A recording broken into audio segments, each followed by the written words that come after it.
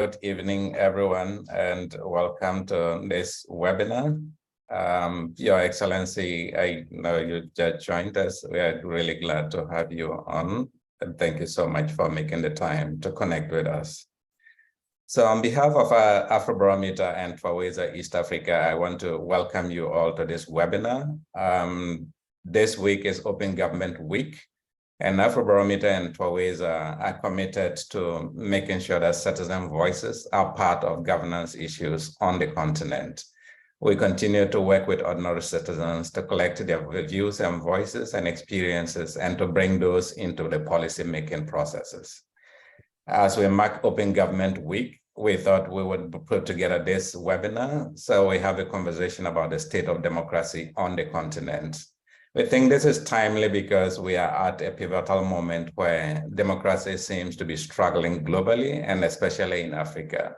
And we believe it is time to sit back, reflect on the issues that we are encountering as a continent and to see the way forward for the continent and contribute both the voices of the experts we have put together here, but also to think about bringing the voices of ordinary citizens on the continent to bear on in these conversations. We are very glad to have His Excellency, the former President of Sierra Leone with us, and we'll be hearing from him soon.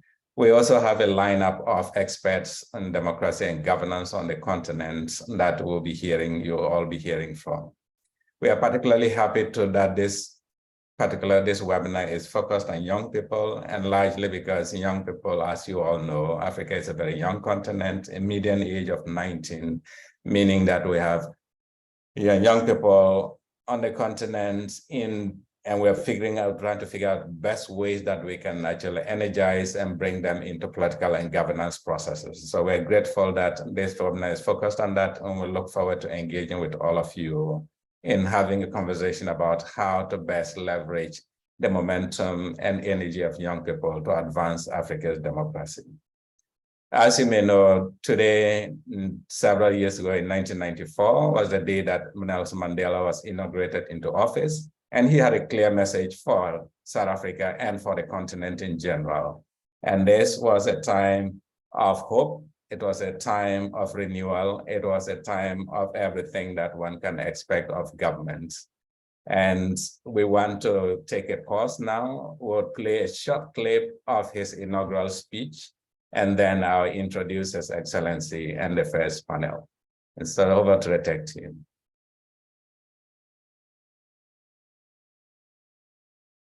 We have at last political emancipation. We pledge ourselves to liberate all our people from the continuing bondage of poverty, deprivation, suffering, gender, and other discrimination. We succeeded to take our last steps to freedom in conditions of relative peace.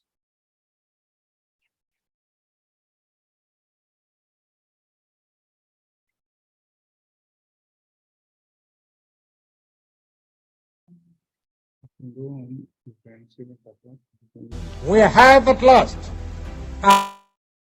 political emancipation. We pledge ourselves to liberate all our people from the continuing bondage of poverty, deprivation, suffering, gender, and other discrimination. We succeeded to take our last steps to freedom in conditions of relative peace. We commit ourselves to the construction of a complete, just, and lasting peace. We have triumphed in the effort to implant hope in the breasts of the millions of our people.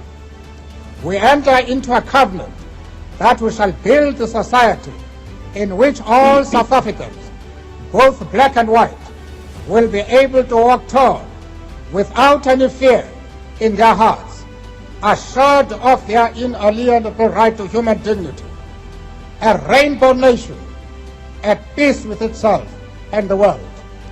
We dedicate this day to all the heroes and heroines in this country and the rest of the world who sacrificed in many ways and surrendered their lives so that we could be free. Their dreams have become reality. Freedom is their reward.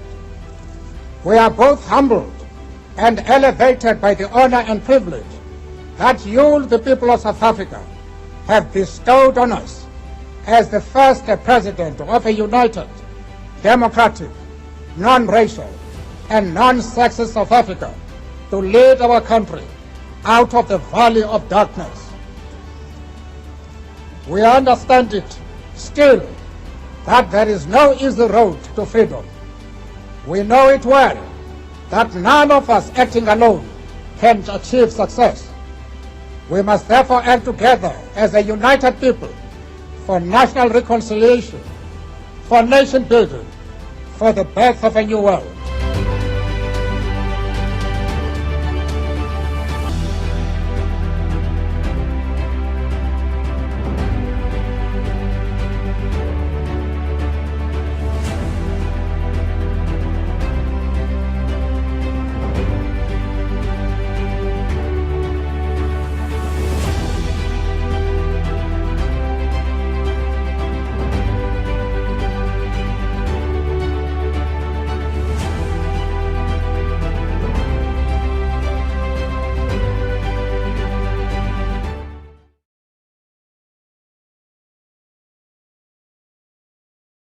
Thank you very much for that clip. And that was, as I mentioned earlier on, the initial hope we had for South Africa. And as time goes on, we continue to gather the views of South Africans. We see that there's a disillusionment and disappointment. But then we are also glad that His Excellency President Bai Koroma, who led Sierra Leone for 2 consecutive terms as a democratically elected president, lived this type of leadership that Nelson Mandela advocated at the beginning.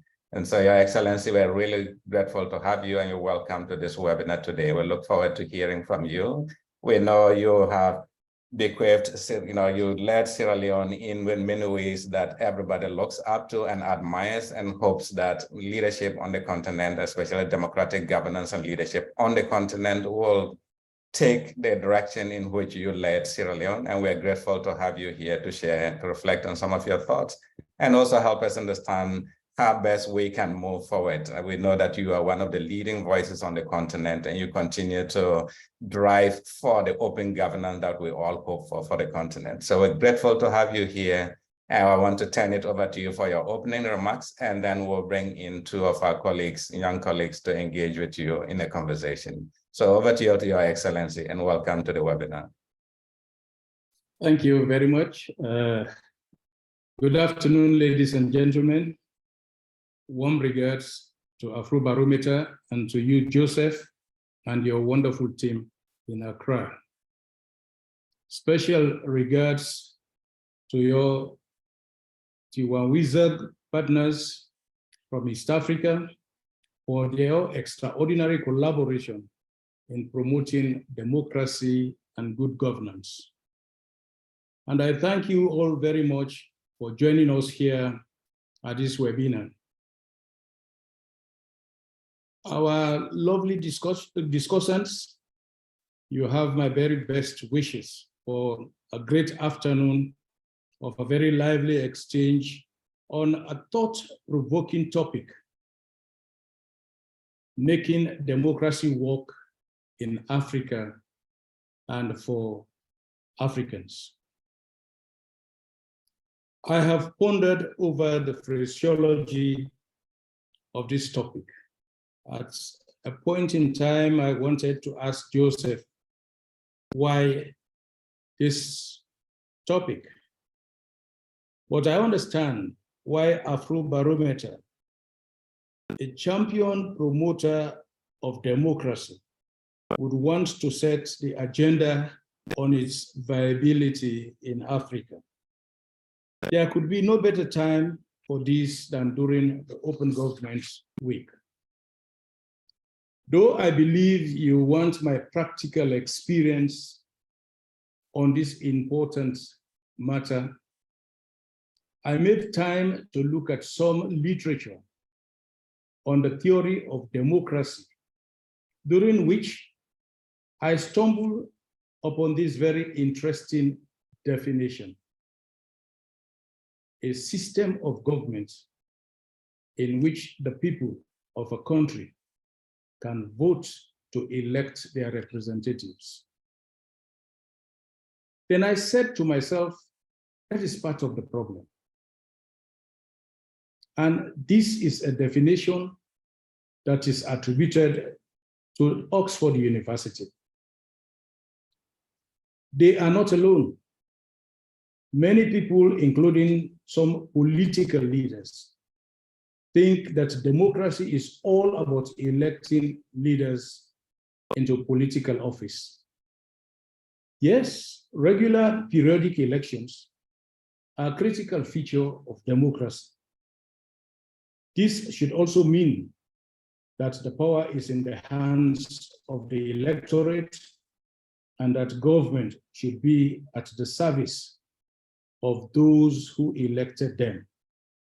Clearly, in addition to elections, democratic states are those governed by the rule of law with access to decision-making for all social groups. In other words, apart from electing their leaders, all citizens must be treated equally. They must be included, able to participate in major decisions of the state. They must have the freedoms to do so by associating, by expressing themselves, and even by protesting freely within the law. But critically, their welfare must be guaranteed through the provision of basic services. That is the democratic dividend. All of this should be to the knowledge and understanding of those for whom it is being done. People should be aware and should be part of actions and decisions being taken on their behalf. It is said that what is for me, without me, is against me. Therefore, a government can only claim to be democratic when it is effective and efficient in carrying out its duties, it works, is transparent and accountable, and everyone is aware and can access to its services. Now, what is the prevailing situation in Africa? In one of the studies of 30 countries, Afrobarometer said that majority of Africans prefer democracy as a political system over autocratic regime. That is a massive aspiration for the Africans. But the reality, according to Freedom House, is that out of 54 countries in Africa, only 12 could be considered as free over the past 15 years, while only 7% of the continent's population live in these societies. And all economic indicators, including hunger and happiness indices, shows that the worst performing countries are in Africa. On top of these grim realities, democracy is being overthrown, not necessarily through the barrel of the gun, but through the ballot box, aided and abetted by the very institutions which ought to protect it. In some countries, the state security apparatus are increasingly being used to harass, intimidate, detain opposition leaders and their supporters, and persecute perceived opponents.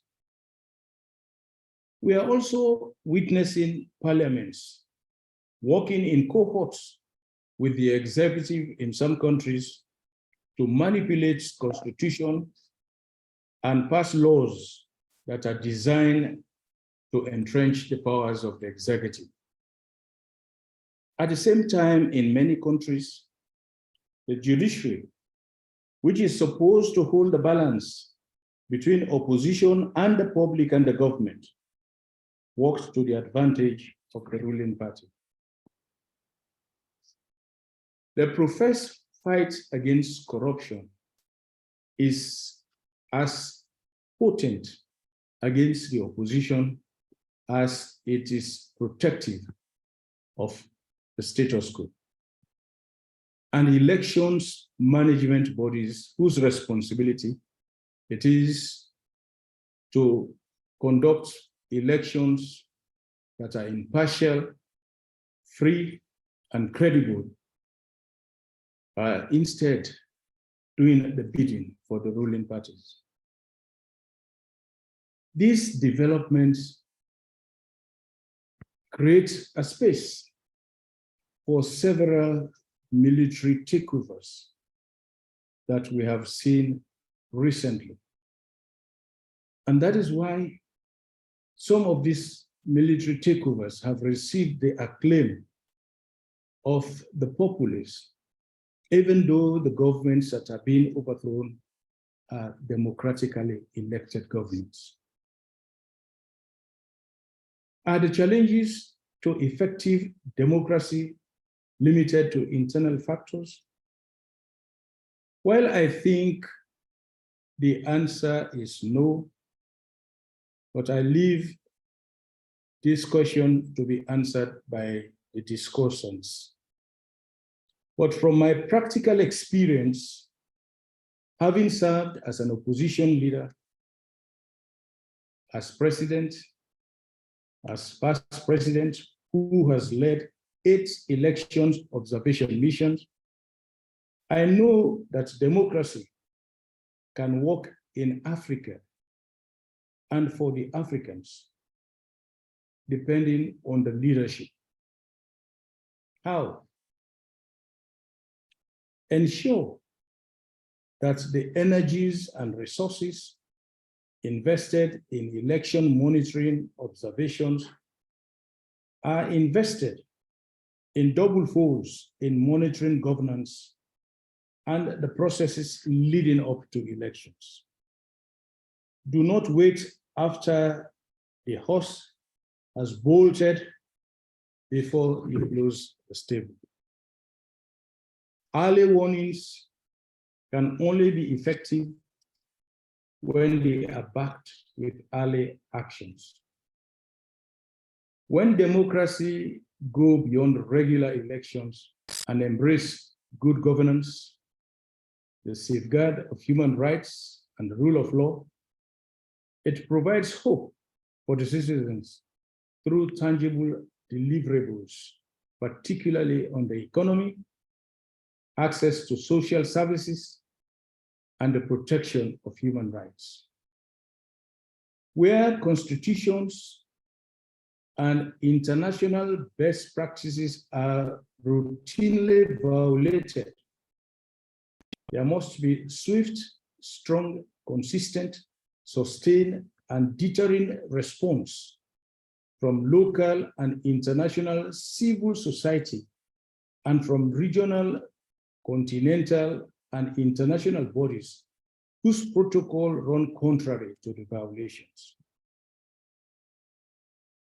The autocratic leaders must be targeted with decisive and effective legal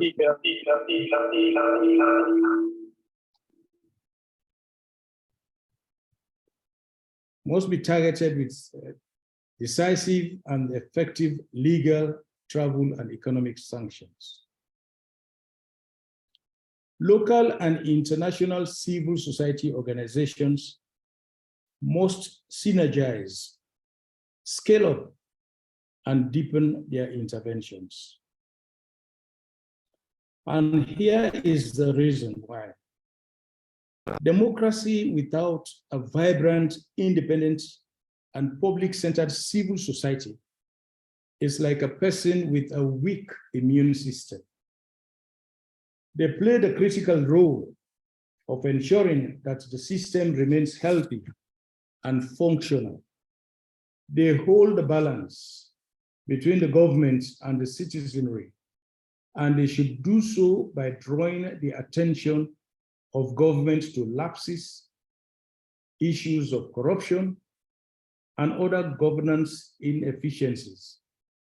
A listening government should respond by taking remedial action. But if they don't, the CSOs should be strong enough to call out the authorities fairly and in a professional way. This requires synergies between local and international CSOs, which ensure that their positions and messages, like your annual barometer, are innovatively communicated to communities in their local languages. This will increase public awareness about governance, actions, and inactions. This way, the overbearing consideration of ethnicity and regionalism will be minimized in electoral choices. Let me now talk a little about the importance of electing good leaders.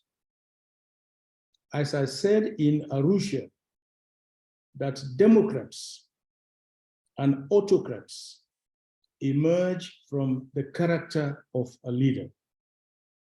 The presidency or the leadership bestowed upon you will not mold your character. It will only reveal your character. You cannot give what you don't have. If you are not a fair-minded person, you will not be a leader who can govern fairly. If as an individual, you do not have enough knowledge and experience, you cannot be an effective and efficient leader. If you are not caring as an individual, do not feel sorry for others, you will not be a leader who will be bothered about protecting citizens' rights or delivering for their welfare.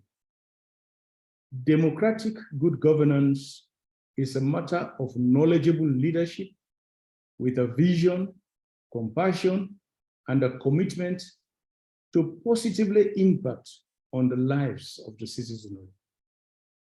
And if you are in it to serve, you must be strong enough to stay focused. Therefore, there is a great need to scrutinize presidential candidates and support the election of leaders based on good character and proven record of leadership and knowledge. Please allow me, with humility, to share my personal story, as I did in Arusha, to help put into context how democracy works in Africa and for Africans. I was elected president of the Republic of Sierra Leone in 2007, after I had built a thriving private sector outfit. My election was a few years after my predecessor had ended our country's very brutal 11 years civil war. Throughout those depressing war years, I was in the country, even though I had the opportunity to leave. So I witnessed firsthand the horrors, the pains, and the devastation brought about by the war. Roads, water, and electricity infrastructure was completely destroyed. Schools, hospitals, and government institutions were similarly comprehensively wrecked. Businesses collapsed or closed down, and evacuated. Everything then became a priority, including building of the fragile peace that existed. In fact, there was a justifiable fear that the country will easily relapse into violence.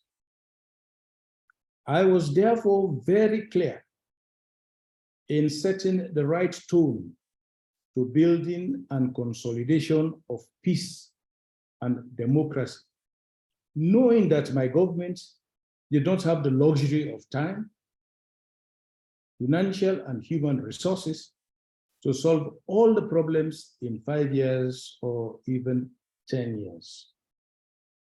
My first and immediate action after a hotly contested elections,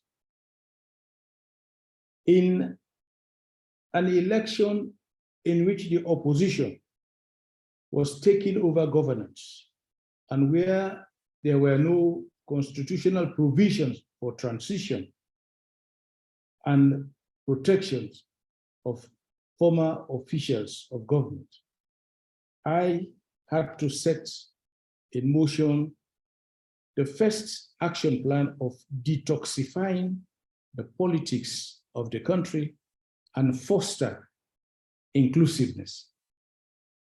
My first step was to send the right message for a smooth transition.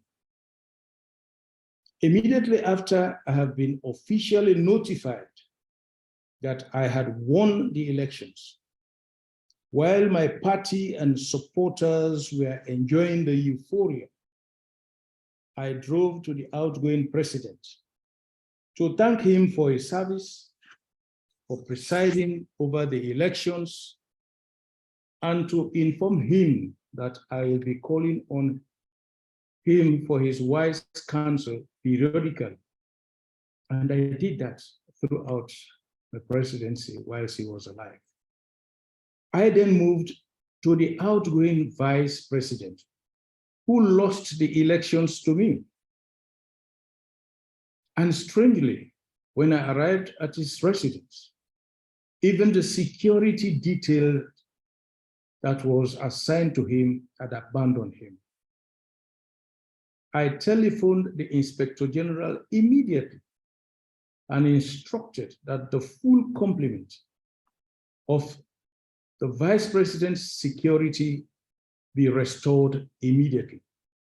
And I assured him that he will stay in the residence with the full complement of his security and staffers until the time he is ready to move to his private residence.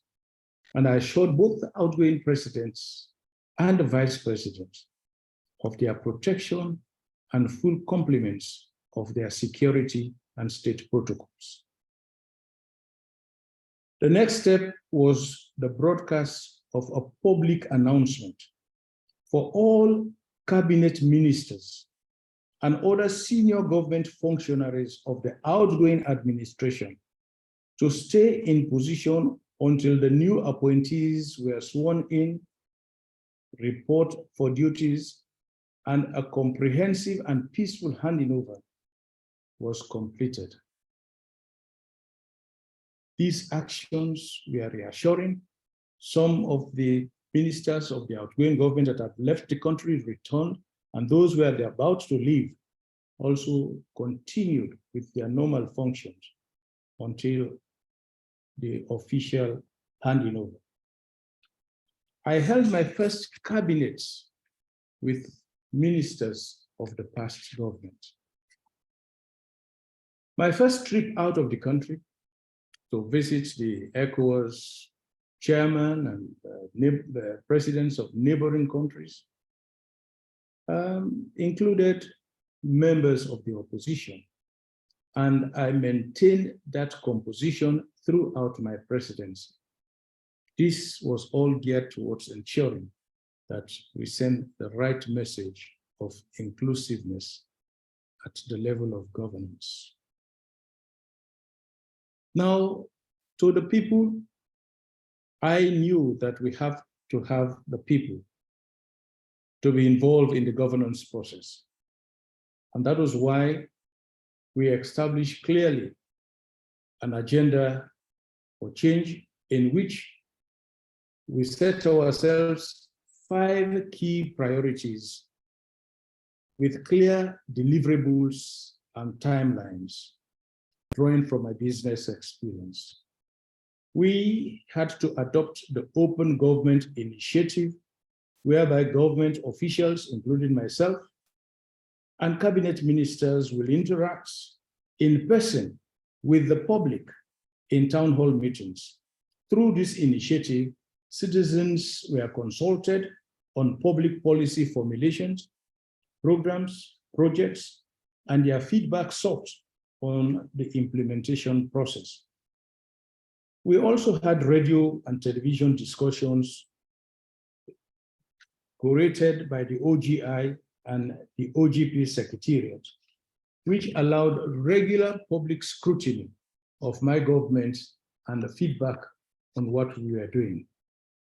I also subjected my government to the African peer review mechanism.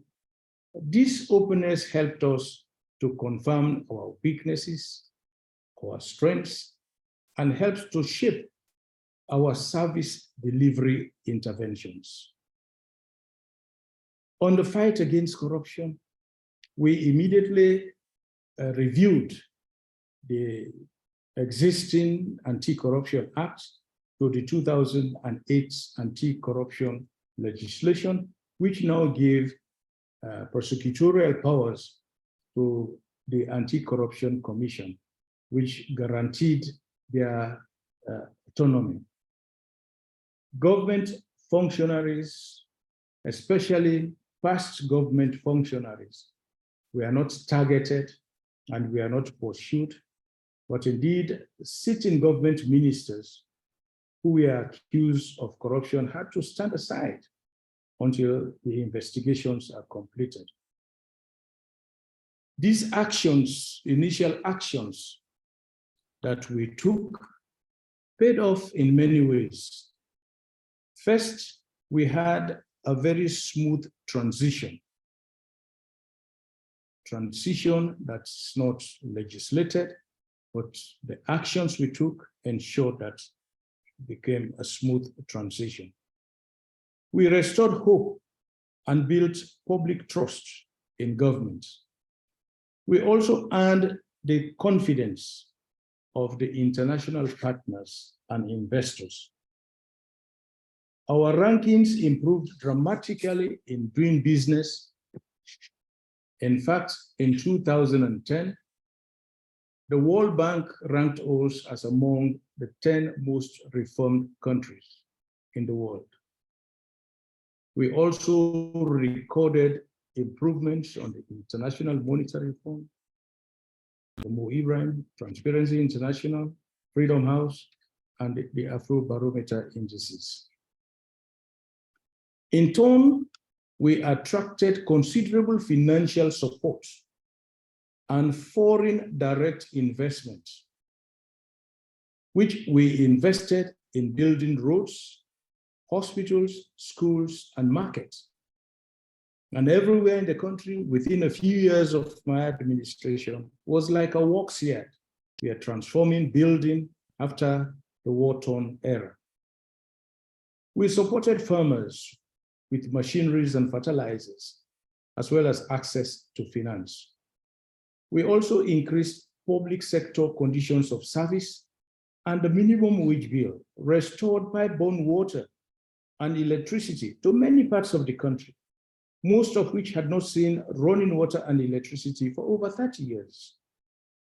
Many parts of the country where people were spending days to travel were now being accessed within hours because of the good roads, the good infrastructure roads that we laid out all over the country. This hard work won me the hearts of Sierra Leoneans, which made me to win the elections for the second term at the first ballot. To a large extent, we maintained the same approach during the second term, to the point that in 2013, the World Bank rated Sierra Leone as the fastest growing economy in Africa. However, that achievement was reversed by the outbreak of the Ebola virus in 2014. From a projection of 21% GDP growth, we ended up with a minus 20%. This was compounded by the drop in the prices in the world market of commodities such as iron ore, which was then the mainstay of our economy. Nonetheless, we are able to put the economy back on track to a positive growth of 5% by the time I left office. The work we did under my presidency gained me considerable popularity, and there were calls to run for a third term, which would have meant that I had to change the constitution to hang on to power. I was not confused by those calls, as I knew that I had enjoyed a great privilege and a blessing to have led my people for 10 years, and that it was time to leave. It's important to note that as a leader, people will provide all sorts of advice, but it is your business to analyze them and to make the right decisions. Knowing and embracing my limits, especially my constitutional limits, we had elections organized, and I graciously handed over power and went to my hometown in retirement. By the time I left office, Sierra Leone was rated as the most peaceful country in West Africa and the third most peaceful in Africa by the Global Peace Index. Before that, the then UN Secretary General Ban Ki-moon had described Sierra Leone as a storehouse for post-conflict reconstruction and peace building. To this day, wherever I go, citizens will show up in large numbers to thank and pray for me. There is nothing more fulfilling than serving your people well. As you can see, there is very good life after the presidency too. Not only that I am enjoying a lot of respect from my compatriots, I am also still having these and other international engagements to attend to and contribute. At the same time, I do sleep better now, spend more quality time with my family, and hang out with my childhood friends. So there's a lot of time and good life, even after the presidency. Once again, democracy can work in and for Africans when leaders are elected to office based on their character, experience, track record, and not mainly because of their ethnicity.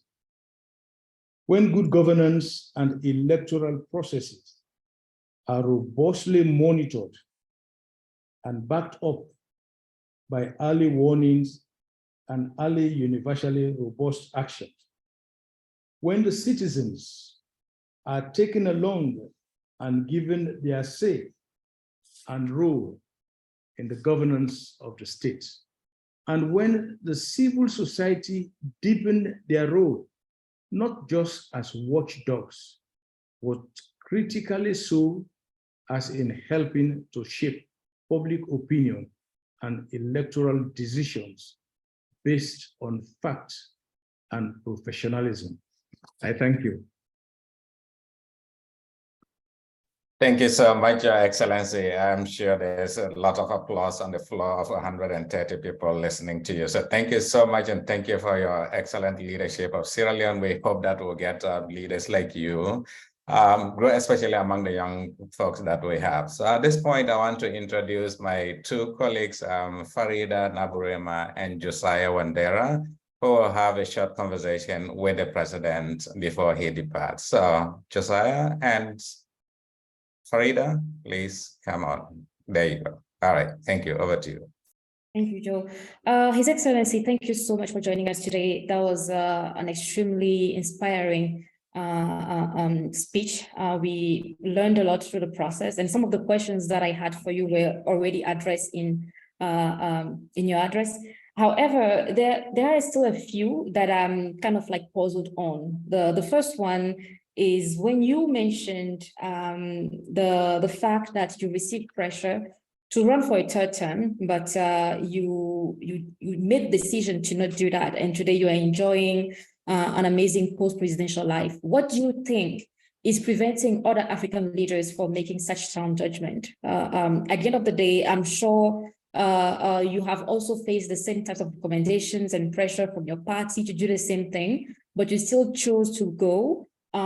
What could be different for them? What are the institutional mechanisms that are needed to ensure that more African leaders start respecting constitutional term limits? Because in the past years, we have seen many governments bypassing those. Unfortunately, this even led to military takeovers in some countries, completely jeopardizing decades of democratic efforts to restore peace and good governance in those countries. So how do we really tackle this issue of African presidents resisting term limits? Thank you. Yes, let me thank you for it's a very interesting question, and I must say that there will always be pressures. Pressures, some within the ranks of family and friends, pressures from political parties, supporters, pressures from your government people, and pressures generally from the citizenry, especially where they have enjoyed a transformative experience in your governance. But like I said, leadership is about who you are.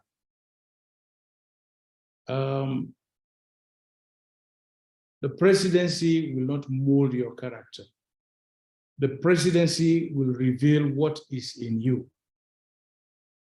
And where you have respect for the Constitution, you're committed, you are a committed Democrat, it should not be an issue. The pressures will always come, but you have to remain focused on what your commitments are and what you think is right. The problem we have in Africa, and which we must try to emphasize on, is building our institutions. Our institutions are still weak. Our institutions may have people who may have acquired the professional expertise, but as a holistic institution, the institutions don't function professionally. So you see weak institutions. You can have weak leaders in first world countries, but because the institutions are strong, the institutions are so professional that you cannot even meddle with them. You cannot even try to direct or influence them because of their strength and professionalism. That makes a world of a difference.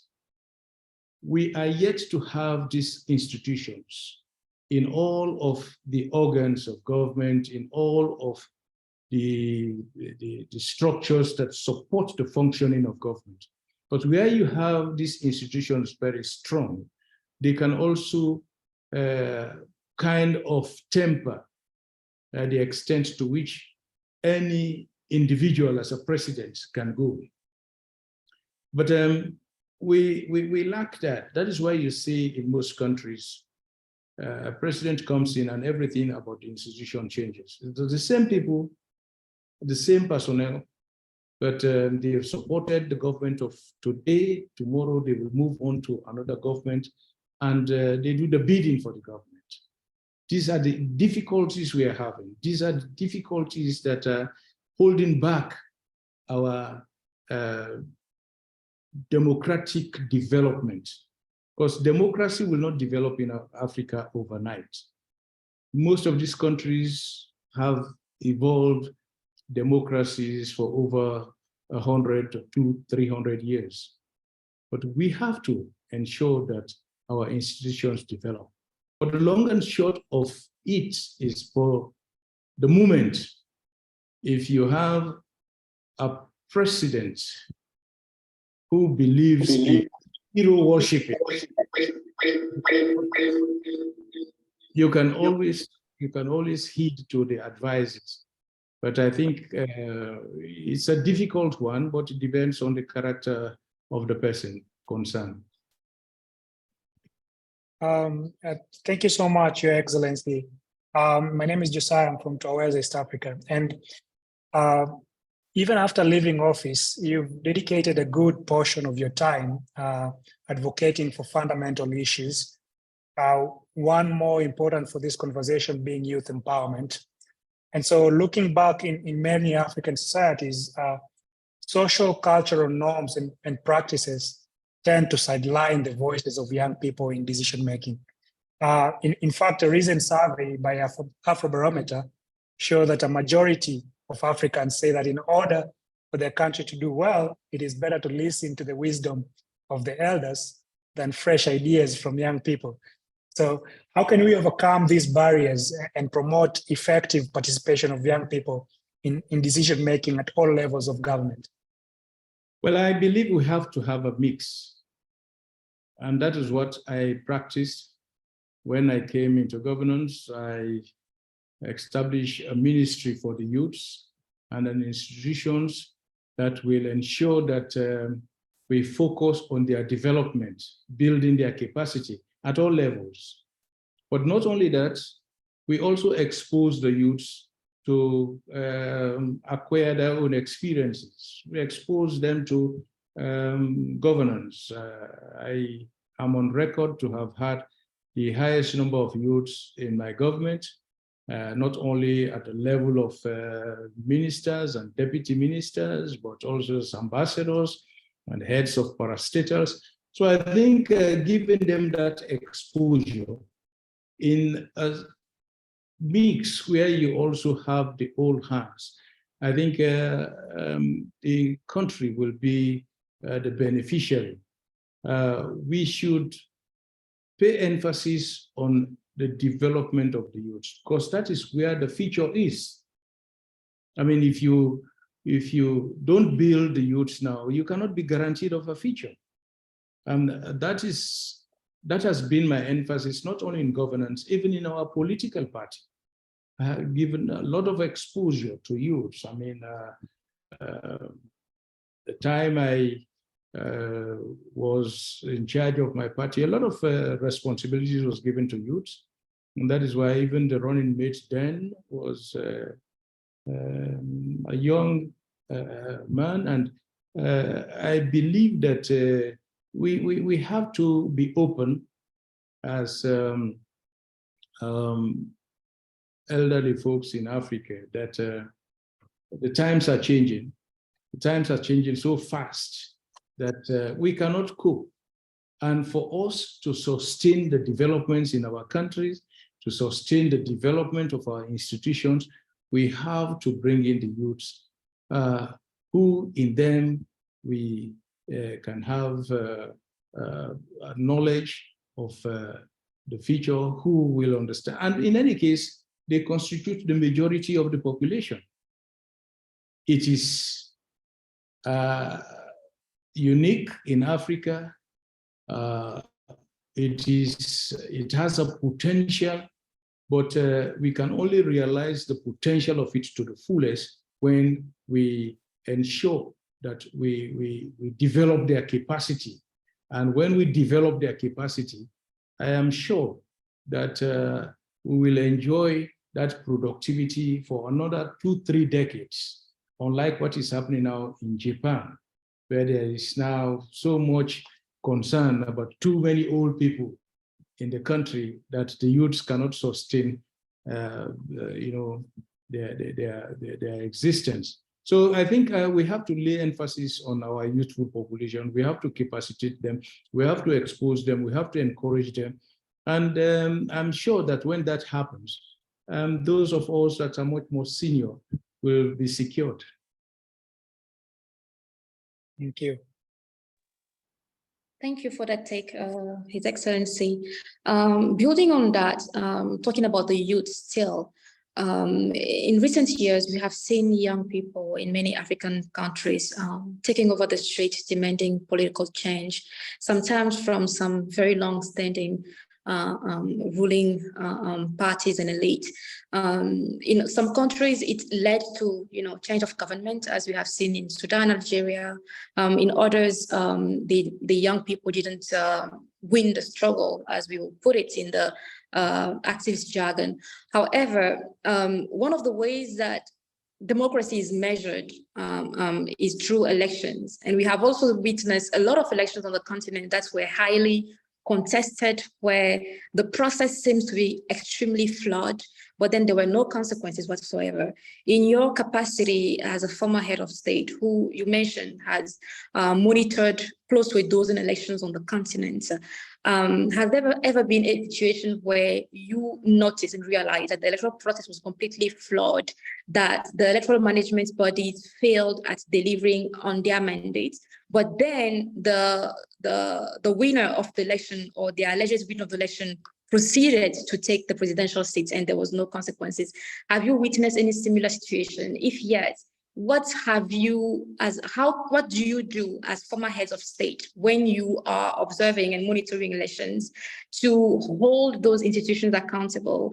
And what are the resources that are available to ask the young people to be able to take such litigation to the next level and ensure that the citizens really get their mandates back and their choices are respected in the ballot? Well, I must say that the election observation missions, as we now have them, need some improvement. I'll be the first person to say it loudly and clearly that we have to have some work done to improve, to ensure that we become more efficient. And the improvement will require the observation teams to be involved in the election processes much, much earlier than we are now getting ourselves involved with. And that is why I've also recommended that it's not only about observing elections, but also observing the monitoring of governance after elections, during the process a government is in office. And this will all help us to have a holistic review and position democracy on a trajectory that all of us will be happy with. But having said that, I must say that I have not been confronted with a situation in which things have gone bad and then there is a change of the results. There was an issue in a country, I will not name it, but which had that tendency. But we had an engagement with the then president, and I insisted that the elections should not be called off. A state of emergency should not be declared. We must allow the elections to go on, because the incidents that was being referred to is an isolated incident and could be handled by the security agencies and the law.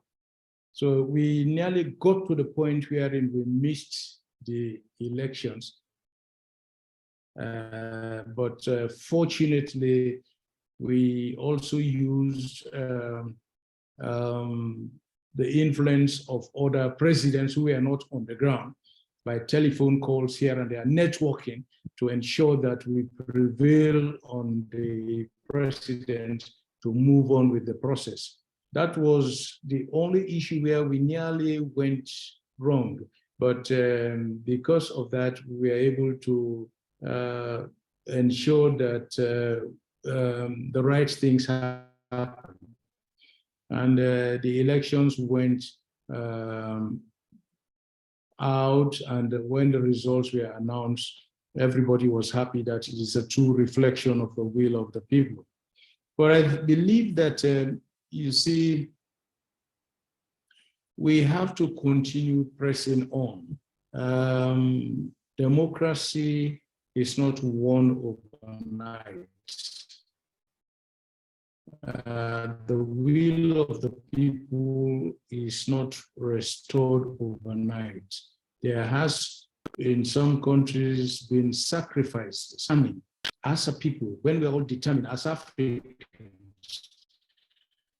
when we're determined as young people to ensure that we insist on what is right and get what is right done, we'll get there. We will get there. I've left office. My office is engaging with young people. My office is engaged with people that are working on building democracy, good governance, because that is where the future is. If we don't have peace in Africa, they will not be able to realize the potential that we have. And we cannot continue spinning on the same points over the years. We cannot be going around in circles. We have to just bolt out of this vicious circle and move on and head on to ensure that Africa gets its rightful place. I mean, we have to get there, but it will require a lot of hard work, a lot of sacrifice, and a lot of determination by all of us to get there. Yeah, thank you so much, Your Excellency, for those answers. So, and just one final one from me. I think I'm going to stick to talking about trends. Social media and other digital forms of engagement appear to be displacing traditional approaches to democratic engagements. So, in your view, what are the implications of this shift for Africa's democratic development, especially? And how might government and other democracy activists take advantage of these new forms of engagement in their advocacy work? Well, I think the simple answer is that is the mood of the day. That is what is required of us today. It is telling us that platforms do change, the circumstances do change, and the only thing that you as a person, you as a society, you as a nation can do is to prepare for change. And change is the only thing that is constant. When change comes, if you are not prepared for change, then it will affect you. Now we have no choice. We have to ensure that we react to the changes that have been brought about by the social media, where we can be able to influence them through legislations to modify, to ensure that we get the best out of it. That should be the focus. But now, I mean, you cannot stop it. I mean, it is gotten out there. We have to ensure that we realize the benefits from it. We have to ensure that we move a step ahead of it to ensure we influence our people, our young people, to get the best out of it. But if we don't do these things and we leave it, then we will get to the point wherein it will not be good for our development and the future of Africa. There are so much negatives that are contained in it that as government, and that is where the government should come in. The government should be out there. The government should be a forward-looking government. The government should be able to discuss this not only at a national level, but at a sub-regional level and at a continental level to ensure that we try to maximize the benefits it has brought about and ensure that we are ahead of it. Right. Yeah. All right. Thank you so much. Yeah, thank you so much, Your Excellency. This has been a great time, and really thank you for making time for us and staying with us for more than an hour. This is really great. So we will continue with the conversation, but I just want to personally thank you for being a champion of Afrobarometer and the work that we do with our partners at Twaweza. So thank you so much, and we look forward to engaging with you further on these topics. Thank you very much. You're welcome anytime. Great. Thank you so much, sir. Thank you. All right. Thank you. Excellent. I guess I'll turn it over to Risha to facilitate the next session. Thank you so much, Joe. So actually, I'm going to welcome you back to share with us some insights from Afrobarometer on what citizens across Africa are thinking about democracy. All right, thanks, Risha. I'm just going to quickly share this. I know we are racing against time, but just a quick overview of some of the key findings from Afrobarometer. So 1 second.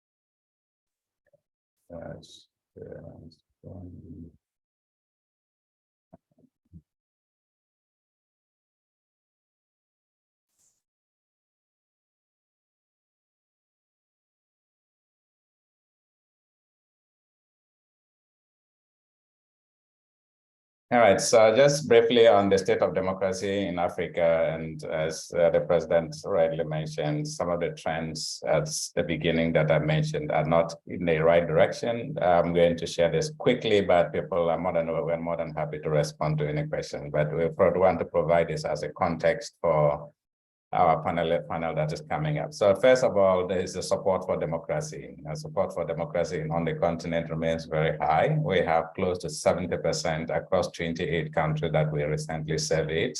This round, we're going to cover up to 39 countries, but we have data for 28 countries. So almost 7 in 10 Africans support democracy. You will see that it is only in 3 countries where it is a minority view, Lesotho, Angola, and Mali, that we have only minorities in the support democracy. But by and large, across the continent, democracy continues to be the preferred form of government.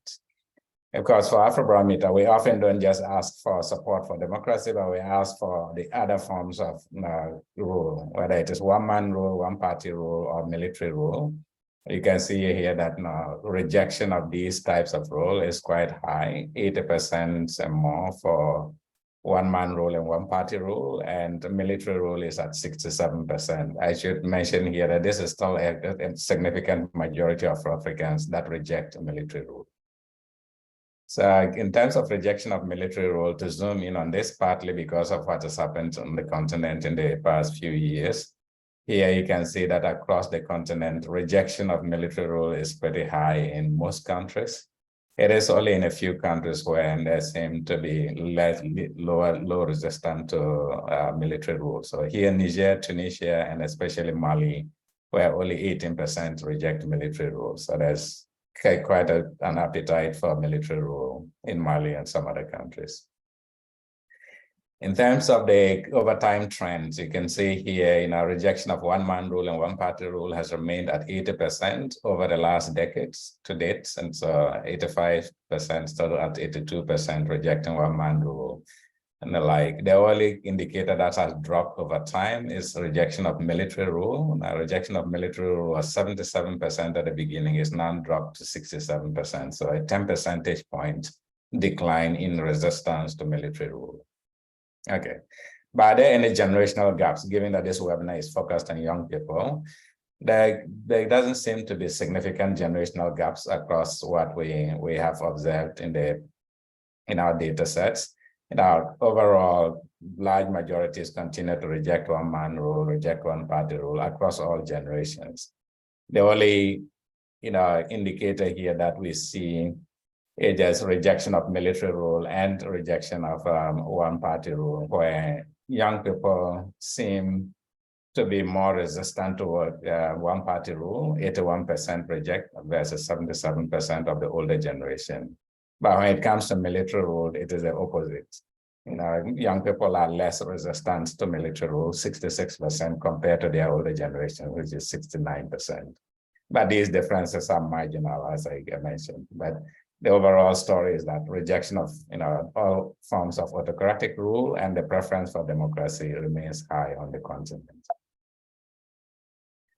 Same way, if we talk about some other democratic norms, whether it's support for elections or support for judicial oversight of government and the like, the support for our commitment to democratic norms remain high on the continent.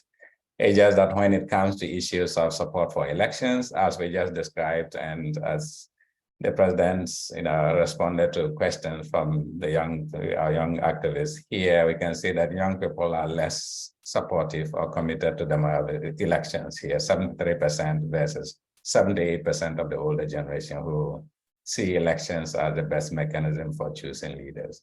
It's relatively low for young people, but still overall very high on the continent. All right, but what are the people getting? What we see here is that, over time, people's satisfaction with democracy and whether or not they think their country is a democracy has declined gradually over time. So over the past decade, started off in terms of people's assessment of their country as a full democracy, started at 50%, and now it has declined to 46%. So that's about a 4% drop. Same way, satisfaction with democracy was at 46%, is now down to 39%. So people are generally less satisfied with democracy today. Same way when it comes to the supply of democratic norms, whether elections are free and fair, presidents never ignore parliament, and presidents subject themselves to rule of law. Those indicators have also declined slightly over time. Over the last decade, we've seen from 60s at the beginning has gone down to the 50s by this time around. All right, so is democracy in trouble? Somewhat, and the conversation seems to go in that direction that, when we asked this question the last time, if elected leaders abuse office, should the military intervene? And I think this came up in the conversation we just had. And here, almost people are split on this issue now, that the armed forces can intervene when leaders abuse their power. We have a majority of Africans saying so, that if elected leaders abuse power, they would countenance the military coming in. But of course, this varies across the different countries where, in Mali and Tunisia and Cape Verde, we really have a high majority in saying that the military should intervene. But that now runs across the different countries where it is a minority view. But overall, people seem to have some appetite for military intervention if there's an abuse of power.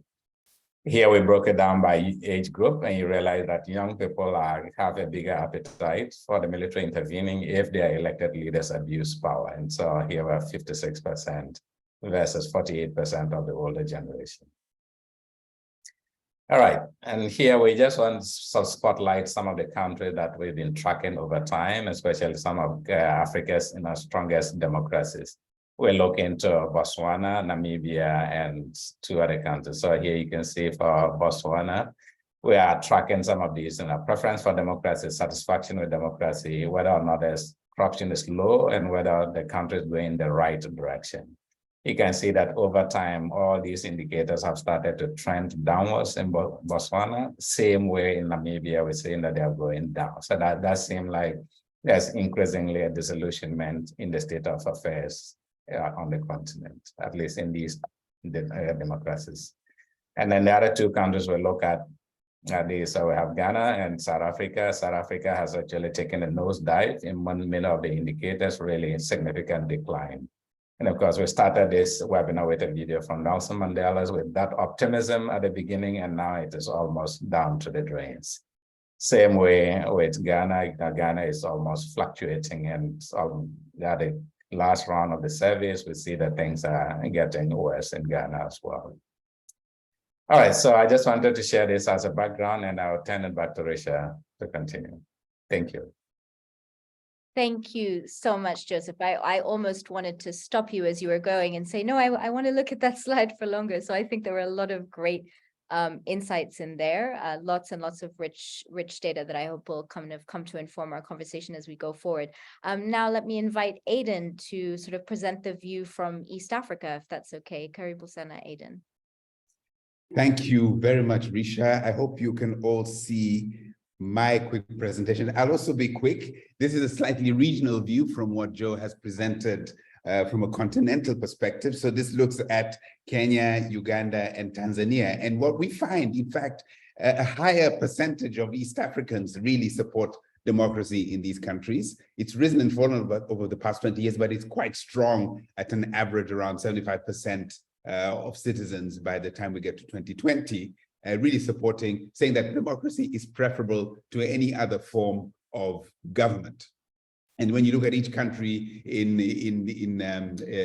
separately, in Tanzania, we look at majority of citizens supporting multi-party democracy in Tanzania, preferring that many political parties are needed to make sure that Tanzania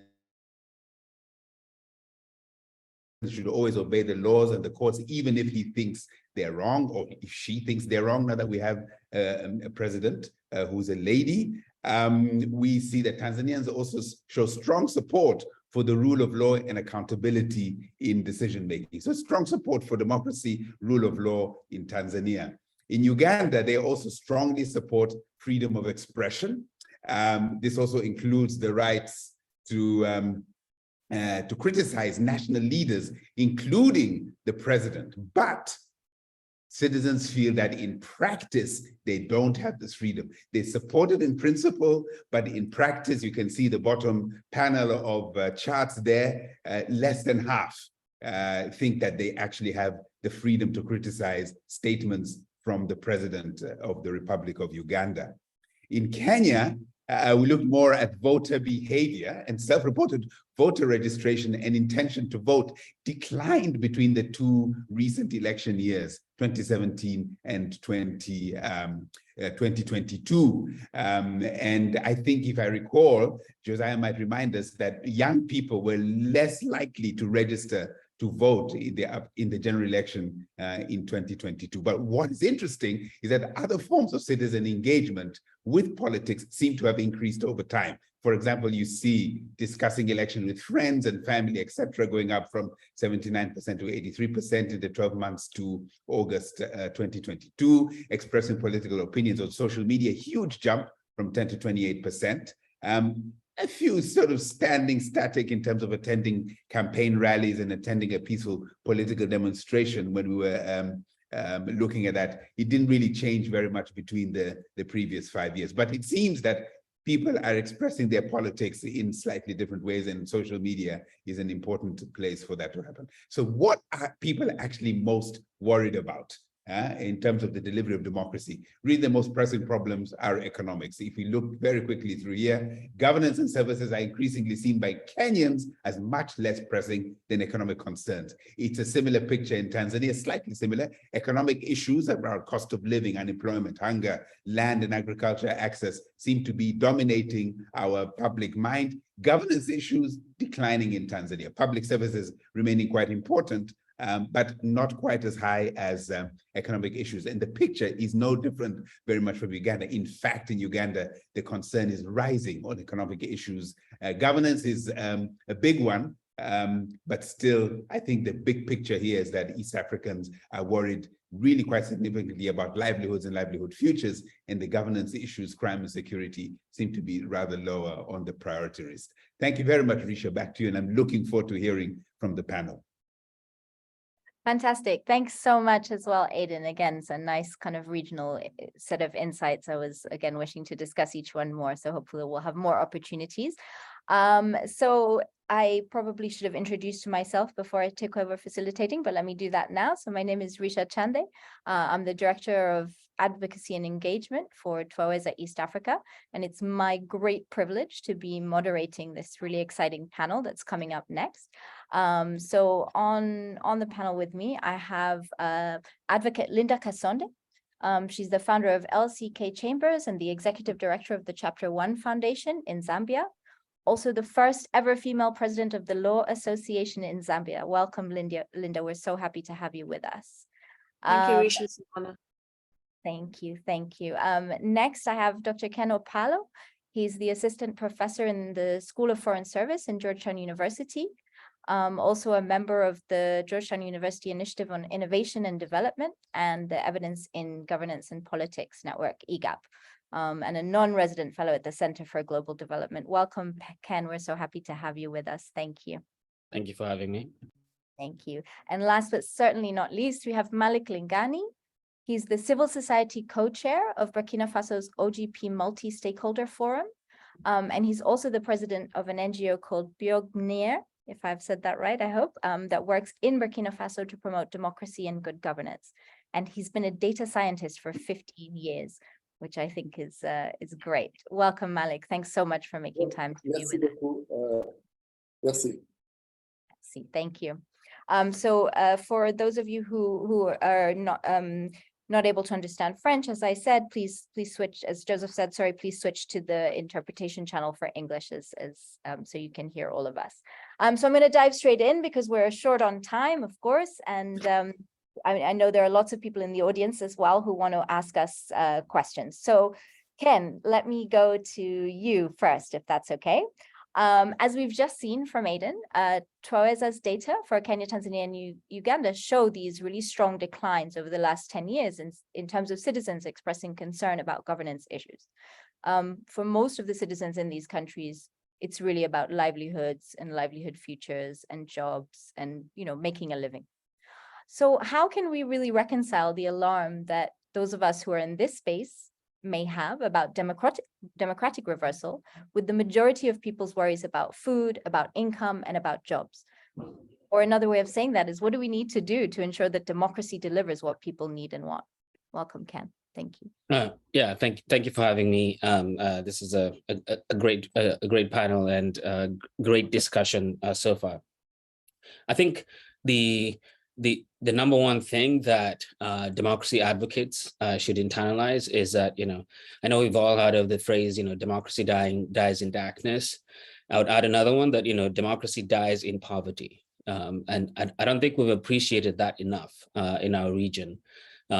The original promise of democracy in the early 90s was that, the change in governance would produce all these good things, right?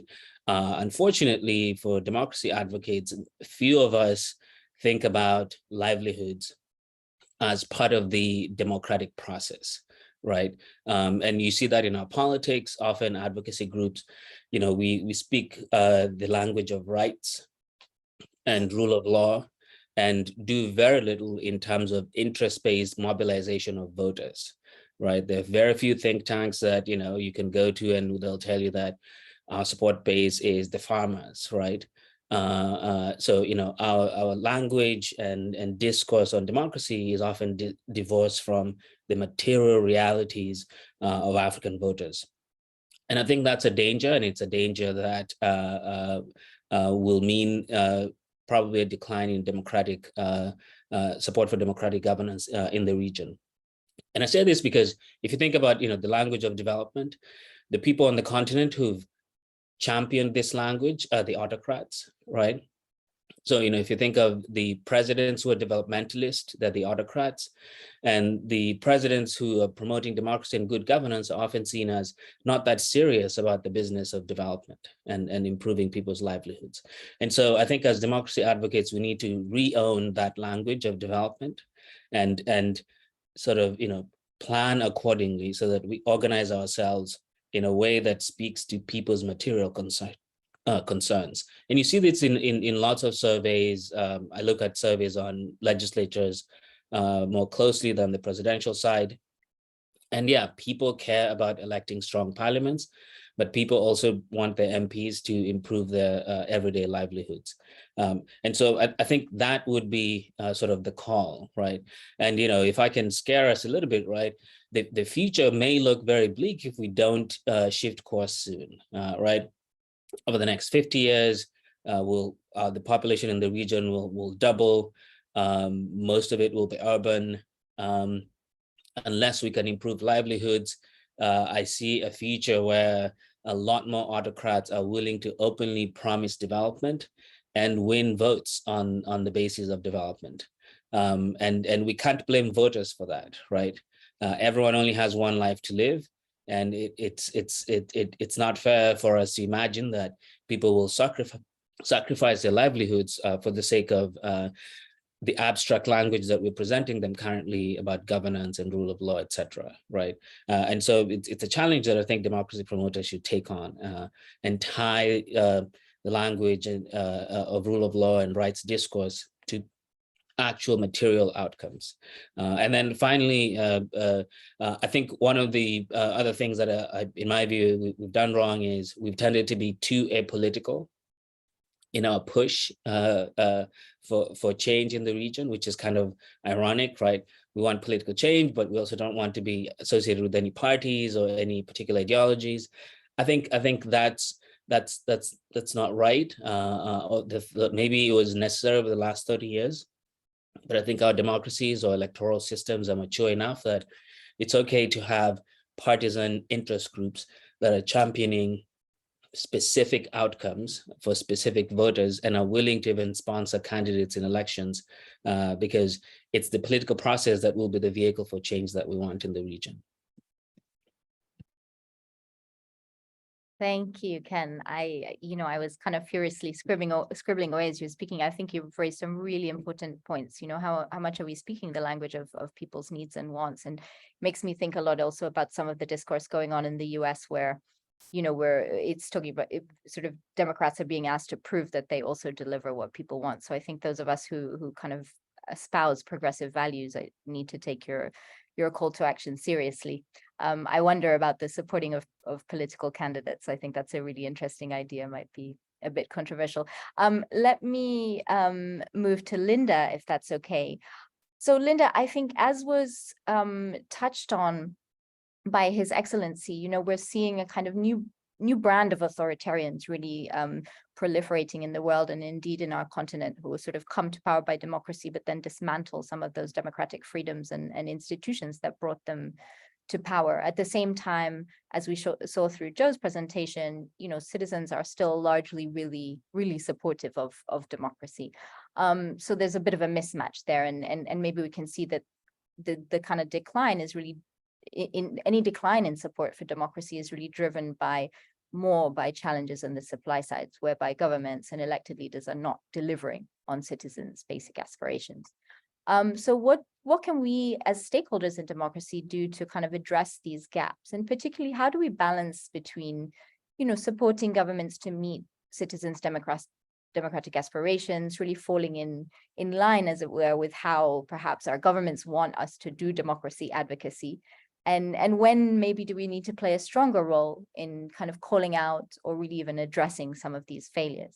And I'm thinking in particular about something said by Ken. You know, there's a real concern here that if we keep on the current trend and we continue not to deliver this support, this high level of support for democracy, especially on the continent, you know, may start to kind of erode. And we may really see, you know, citizens much more broadly supporting authoritarian and autocratic rule. Thank you so much. Welcome. Thank you, Risha. So my country, Zambia, is a prime example of where that happened. When Rupiah Banda left office, people were very dissatisfied with his presidency because it was widely perceived that he was corrupt and trying to enrich himself and those around him and not trying to benefit the people. And that led to us voting in a very populist government that promised more money in your pockets, a new constitution in 90 days, all sorts of really, outlandish promises that were very appealing to people who'd been suffering economically. I'd also like to point out, I'm afraid this is not an Afrobarometer research, it's a research from the Pew Research Center, which, or the most recent one, which is about 2018, which said that the causes of dissatisfaction with democracy with regards to the continent are economic discontent and democratic dissatisfaction. So in 24 of the 27 countries surveyed, which include Africa and other countries, those experiencing economic hardship are more likely than those experiencing economic prosperity to be dissatisfied with the way democracy is working. And in 26 of the 27 countries surveyed, those who believe that their country was one in which people couldn't improve their standard of living were more likely to be dissatisfied with the way democracy was working. And then with regards to individual rights and democratic performance, the Pew Research Center found that all 27 nations found dissatisfaction with democracy was more common amongst people who believed that their freedom of expression was being infringed. And also in almost all of the countries, if not all, dissatisfaction with the way the judiciary was upholding their rights and freedoms affected how they viewed democracy. And lastly, there was frustration with politicians caring more about themselves and the people. So when we look at the deficit between people's aspirations for democracy and what is being delivered, I think it's fair to say that those things that people have raised as the reasons for dissatisfaction are not insurmountable, or perhaps that's a discussion we can have. And certainly with regards to civic actors' role in trying to make that connection that Ken was talking about between their livelihoods and participation in democracy, which often only happens at elections. People don't see that they have a role to play in holding the government to account in between elections as much as they do at election time. It's certainly true in my country. But we've, in Zambia, had quite a lot of success with pushing back on democratic decline, not just at elections, but also through, for example, we pushed back on the enactment of the Constitution Amendment Act, which would have basically entrenched authoritarian rule in our country, and other such, and the third term rule as well. So it's incumbent on civic actors to speak truth to power. Our hosts, Twaweza, are very familiar with the fact that it doesn't require you to even express controversial views to find yourself falling foul of the government. You can say it in the most diplomatic manner, but if you're exposing the weaknesses in government and they don't like it, they will certainly push back and perhaps even give reprisals to those who speak out. But it's incumbent on all of us to do so, particularly as President Koroma was saying, early warnings must be heeded so that early actions can be taken, because once you get into a situation where authoritarian rule is entrenched, it becomes very difficult to go back. We've seen this in Uganda, we've seen this in Zimbabwe, and so it's really critical that when you see the warning signs of democratic decline, that action must be taken immediately. And strong civil society absolutely is very critical in doing that. Leadership, importantly, also, as the president said, very, very important. And often, as they say in America, people vote for the guy who they think they can have a beer with, rather than somebody who they think can deliver on their promises, which is very unfortunate. So as civil society actors, we need to make sure that we educate and inform the people about the choices of leadership, and also the election issues that they need to raise or be mindful of as they're going to the polls. So I think I'll stop there. but if I haven't addressed anything, please feel free to do a follow-up. Thank you. Thank you. No, I mean, if you could fix those problems in one answer to one question, then we would probably be in a different place. I think it's an ongoing conversation, but I think you've raised some really important issues for us. Thank you so much. Malik, I'm going to come to you. Just before I ask my question, I just want to remind our audience that if you would like to hear Malik in English, please switch to the English channel, and you'll have to select to mute the original audio so as not to hear an overlap. So Malik, given all your experience, working on promoting democracy in Burkina Faso, which is potentially a tough context at the moment. So we're seeing, with the data that Joe shared with us from Afrobarometer, Africa's youth are somehow frustrated with democratic governance. They are less likely than the older generations to trust democratic institutions and more likely to view these institutions as corrupt. Perhaps as a result of these frustrations, we see that young people are becoming less and less active in terms of politics and civic engagement, especially when we're talking about voting in national elections. So from your perspective, what can or should be done to engender more active participation of Africa's youth in politics and governance?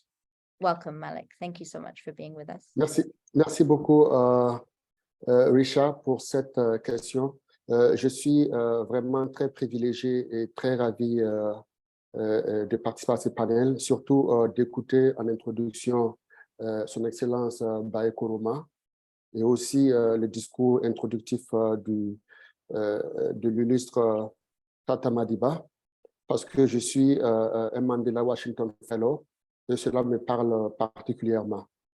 Donc, nous, jeunes, nous devons vraiment perpétrer son héritage en termes de leadership politique.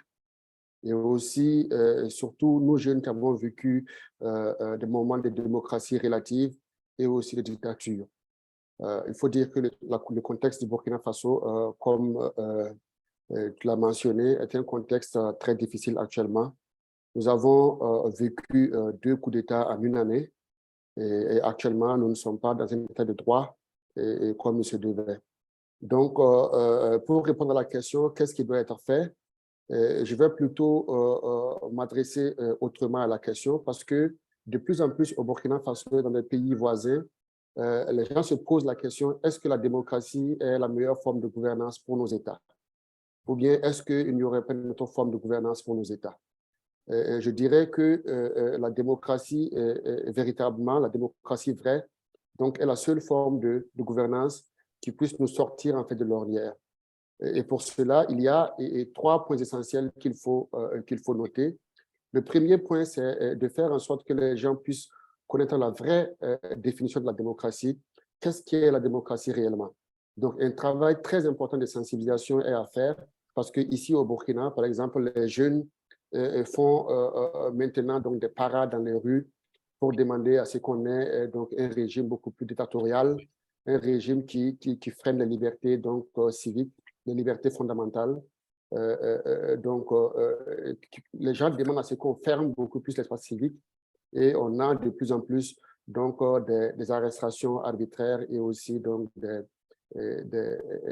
menaces en fait, donc, de mort pour ceux qui sont dans l'espace civique et qui prônent la liberté d'expression. Donc, il faut véritablement un travail de sensibilisation donc, à la base pour permettre aux gens de savoir que la démocratie, c'est donc le pouvoir du peuple, par le peuple et avec le peuple. Donc, si les gens ont compris cela très bien, ils sauront que c'est seulement par eux, donc, comme son Excellence Bai Koroma l'a dit, si vous faites quelque chose avec nous, pour nous, donc il n'y a pas de raison que ça ne réussisse pas. Donc, il faut faire comprendre cela que les jeunes, donc les moins jeunes, ont la chance de participer, donc pas seulement aux élections. Donc ça, c'est un gros travail de sensibilisation. Et deuxièmement, il faut travailler donc à engager plus de jeunes donc dans les sphères de décision politique pour qu'ils puissent voir donc comment est-ce que leurs opinions, donc leur participation peut façonner donc le service delivery, donc la manière dont ils ont accès au service donc au niveau national, mais aussi au niveau local surtout. Donc, l'implication des jeunes au niveau local est quelque chose de très important à faire pour la démocratie. Et troisièmement, il faut véritablement lutter vigoureusement contre la corruption. Parce que, comme vous voyez, la corruption tue. C'est la corruption qui fait aussi que nos États n'arrivent pas à avoir des termes, donc des régimes présidentiels qui laissent le pouvoir donc, après 2 mandats. Et le président Koroma l'a si bien mentionné, il y a une vie donc, après donc, la présidence et lui-même a dit donc, qu'il se sent à l'aise, beaucoup plus à l'aise maintenant. Donc, lutter vigoureusement contre la corruption, ça va passer par la formation donc, en leadership d'un certain nombre d'acteurs politiques. Il faut que les acteurs politiques sachent que l'héritage qu'ils vont laisser, c'est la plus grande des choses qu'ils auraient fait et non pas d'emmagasiner assez de richesses d'une manière ou d'une autre, pas vraiment catholique. Donc, je vais m'arrêter à là et comme réponse à la première question. Et s'il y a d'autres préoccupations, je pourrais les prendre. Merci.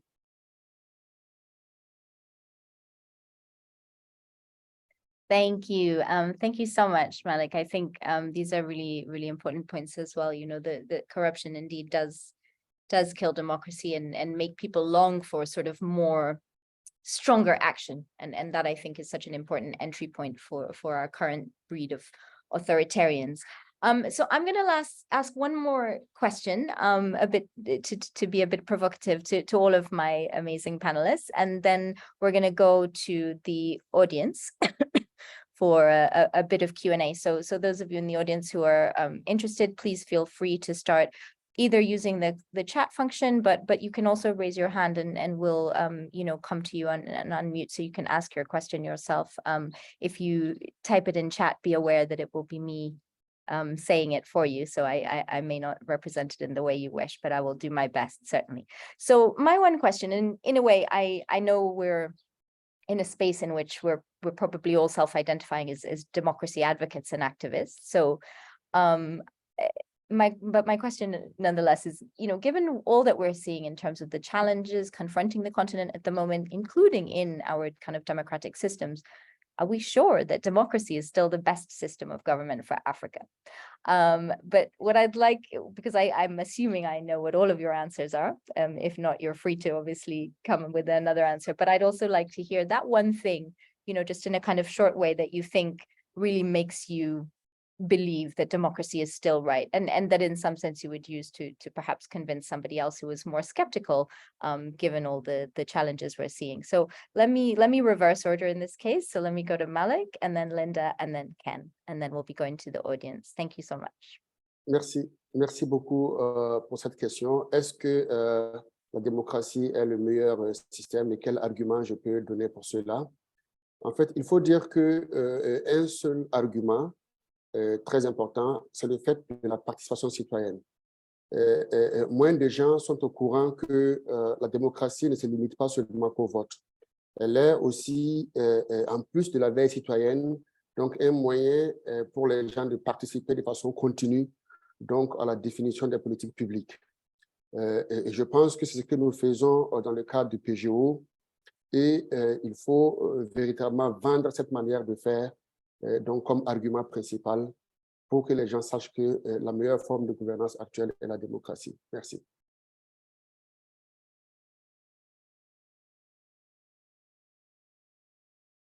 Thank you. Linda, please go ahead. Thank you. As Winston Churchill said, democracy is the worst form of government except for all else, and I'm paraphrasing here. And that simply means democracy is the best thing that we've got. And clearly, people, not just on the continent here in Africa, but also across the world, do understand what true democracy means. And as the Afrobarometer results showed, I think it was an average of 67% of Africans think that democracy is the best form of government. The problem, as we've been discussing today, is the delivery of democracy.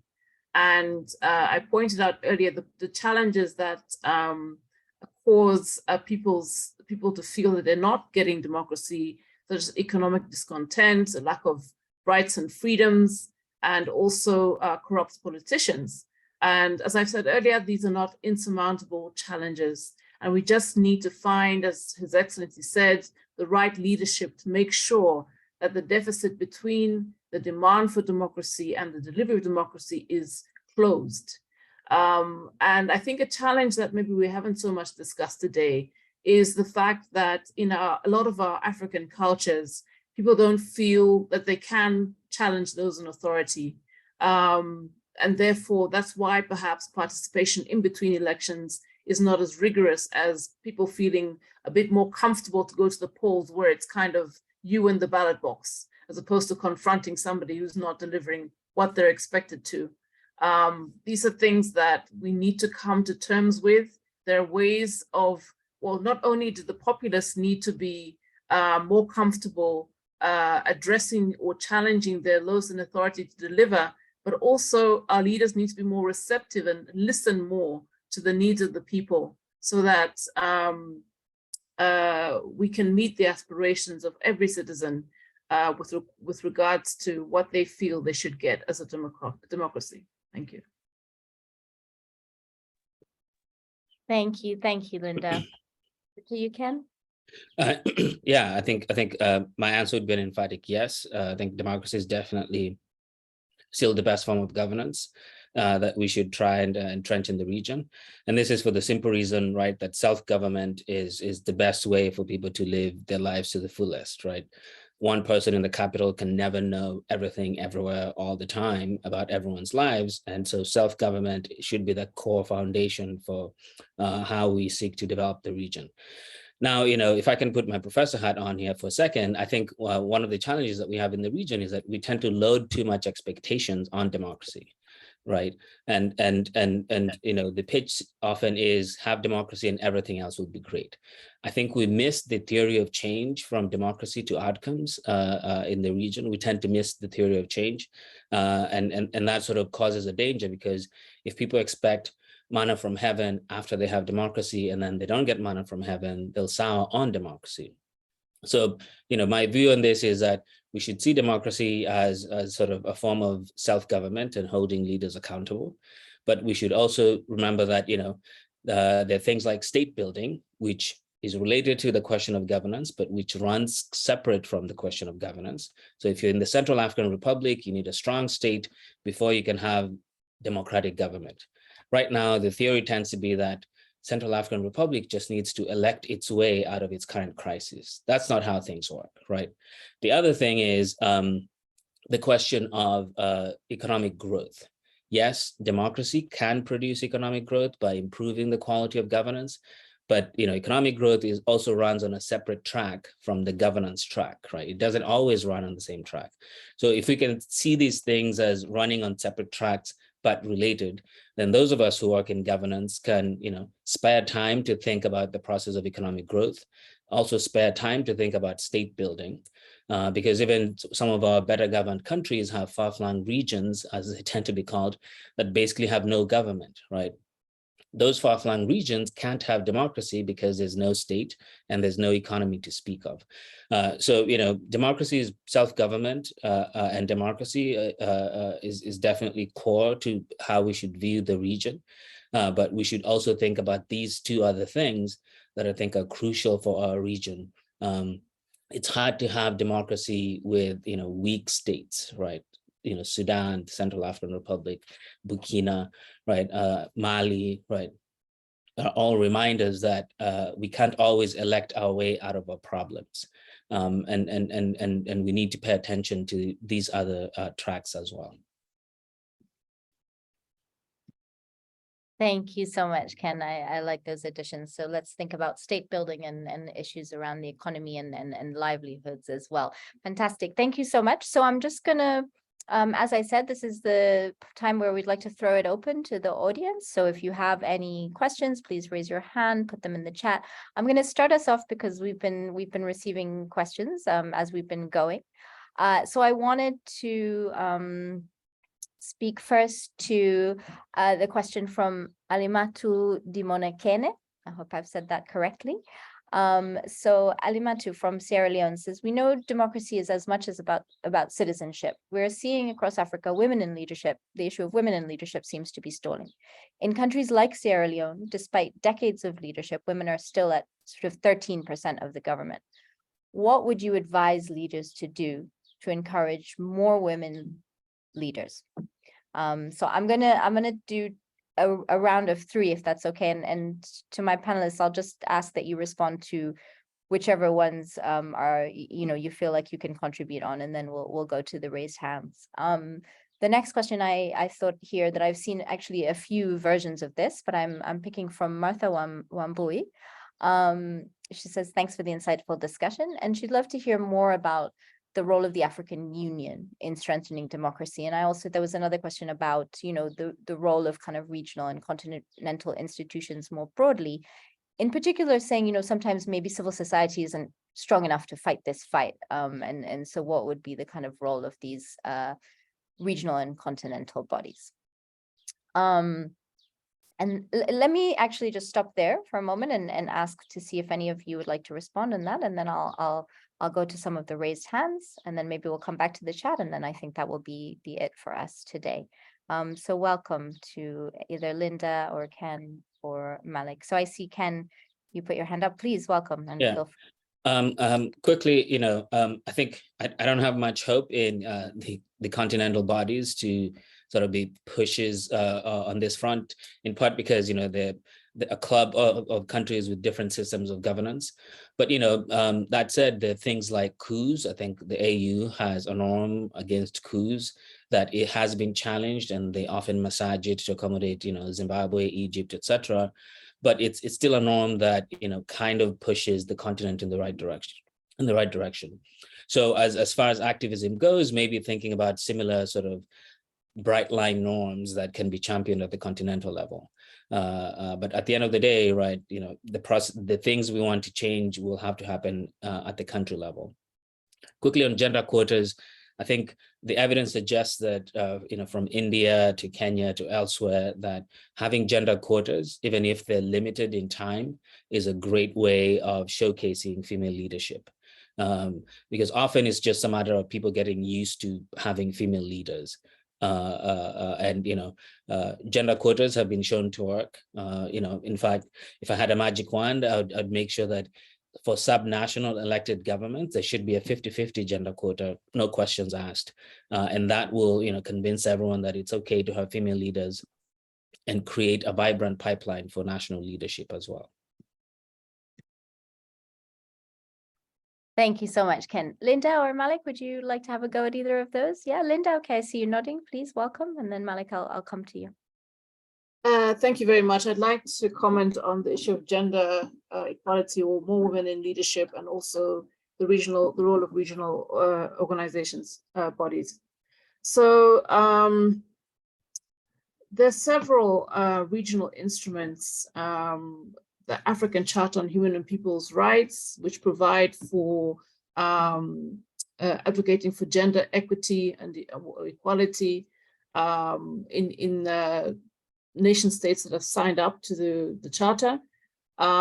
There's regional ones, that's just SADC, also that have quotas for this as well.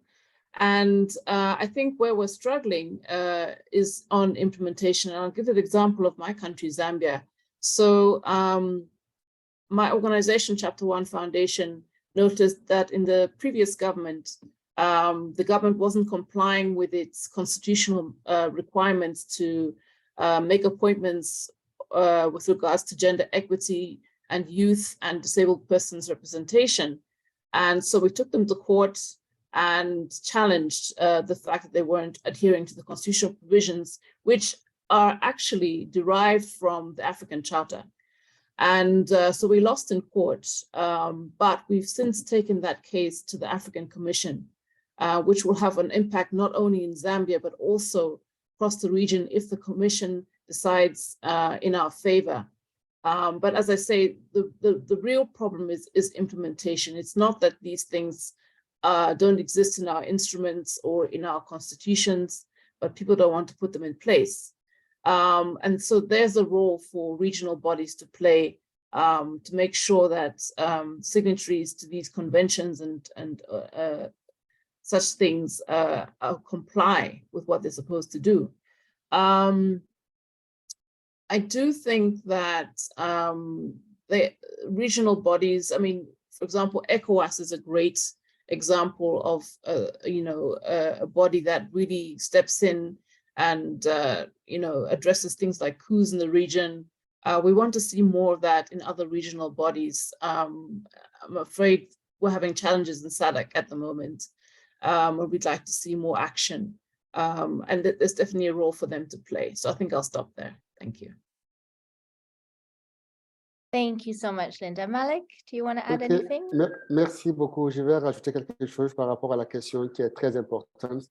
Donc, le rôle des institutions régionales, locales ou africaines par rapport au renforcement de la démocratie. Effectivement, donc, ces institutions ont beaucoup de mécanismes, beaucoup de textes qui permettent donc de réguler un certain nombre de choses. Mais la plus grande difficulté, donc, c'est la mise en œuvre. Parce que cela se fait ressentir un peu partout. Hein.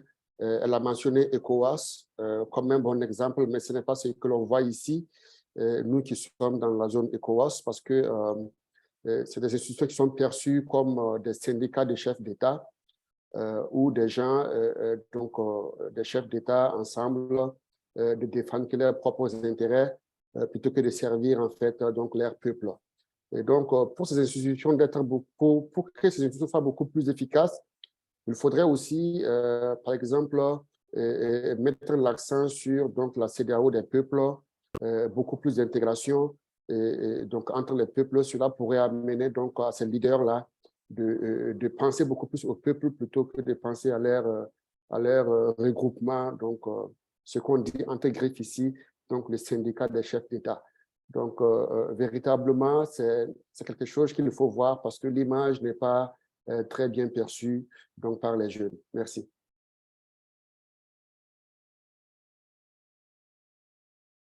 Thank you so much. You know, it's so interesting. I mean, for sure, some of these regional bodies, you know, maybe there's a lack of teeth, but we do find, I mean, we've had that experience in Tanzania as well, where somehow when you do go to the East African court, even if there isn't any enforcement mechanism, if those cases come out in your favor, or even as you're going through the case, it does kind of have an impact back home as well in some way. It may not get the change you exactly want, but I think there is some sort of latent power in those institutions.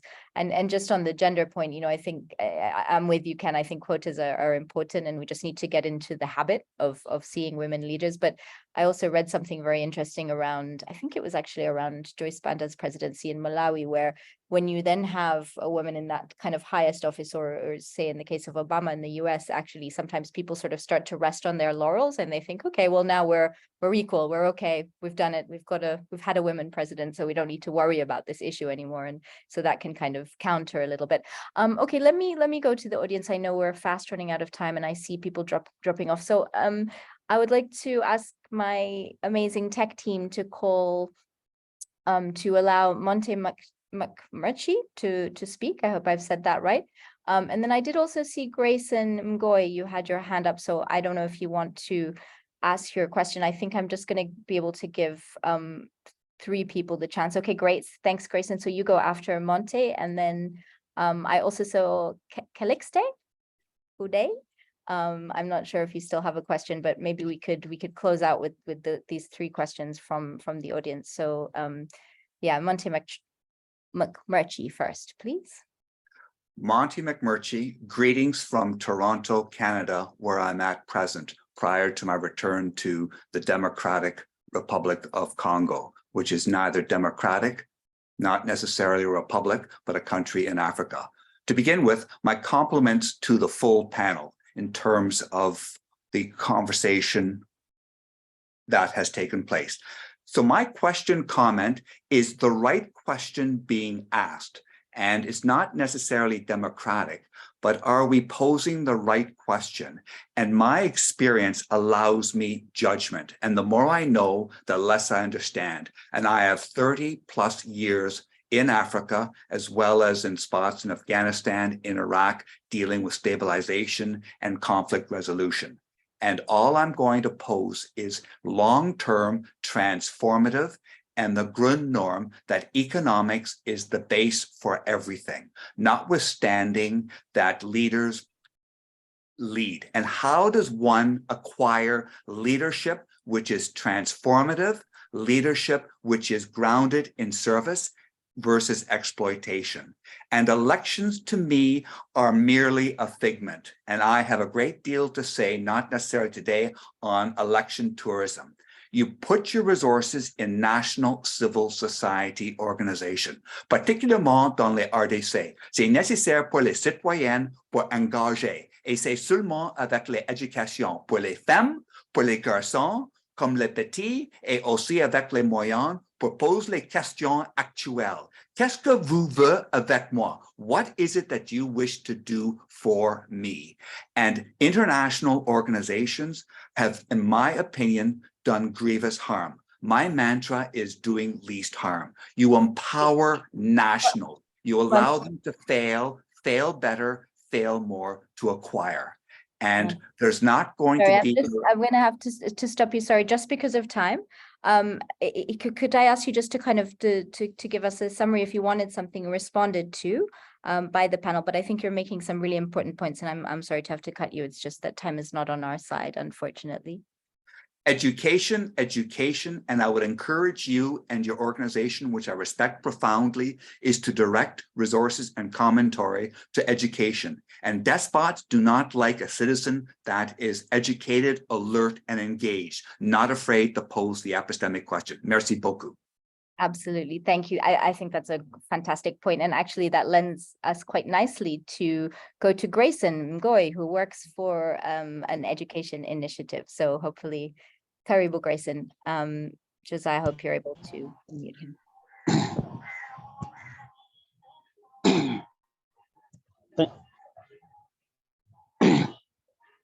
Hello. Thank you, Risha, for this. Can you hear me, please? Yes, okay, thank you, Risha, and team for this opportunity. My name is Grayson. I'm working for an education NGO in Tanzania, and I was following this discussion, and this is very fruitful discussion regarding the democracy and the nature of democracy in our countries.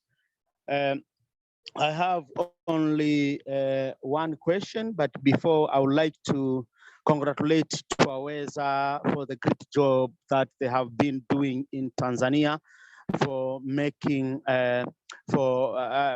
some initiative for civic education, as well as making sure they unclose the civic space as well, and the education for citizens. My question goes to all of the speakers.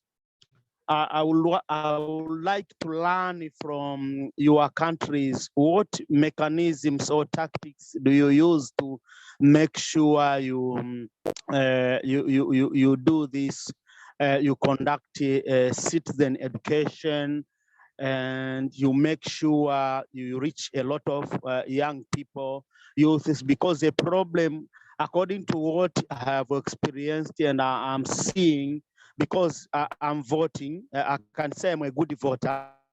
I usually go to vote, but I have examples from my neighbors. When we tell them, let's go and vote, they say, no, we are not going to vote because our votes will be stolen. So we are not going to vote. So it is like people are demoralized. People are not sure of what is going on, but they are fan of football. I'm dreaming of Africa where one day we will find young people go to vote like the way they go to watch football. Manchester United and Liverpool. Thank you, Grayson. I'm dreaming such kind of Africa. So I need to learn from you. What are you doing currently, and what your initiative to make sure that we change this kind of society? Because African countries are the same in behaviors and culture and attitudes and what. Thank you. Thank you so much, Grayson. So making the elections as popular as football. I like that framing. Okay, so last but definitely not least, Calixte Hude, I hope I've said that right. Please try to just keep your questions brief. Obviously, we're already 4 minutes over time, and I want to give a chance for the panelists to respond, and then we'll just close out. Thank you so much. Welcome. Je vous remercie pour la thématique.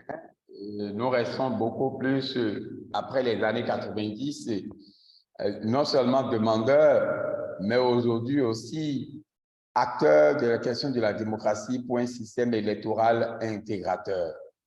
Mais pour le peu d'expérience que j'ai connu dans mon pays après 30 ans, c'est par rapport à la situation où les hommes politiques ont fait l'objet d'interception judiciaire et pour laquelle, pour n'avoir pas observé les principes de la Constitution en termes d'égalité genre, ça ne peut pas en aucun cas, dans aucun pays africain, être une réalité dans la mesure où la perception que nous avons de la personne de cette féminine reste et demeure ce qu'elle est en dépit des questions de droits de l'homme.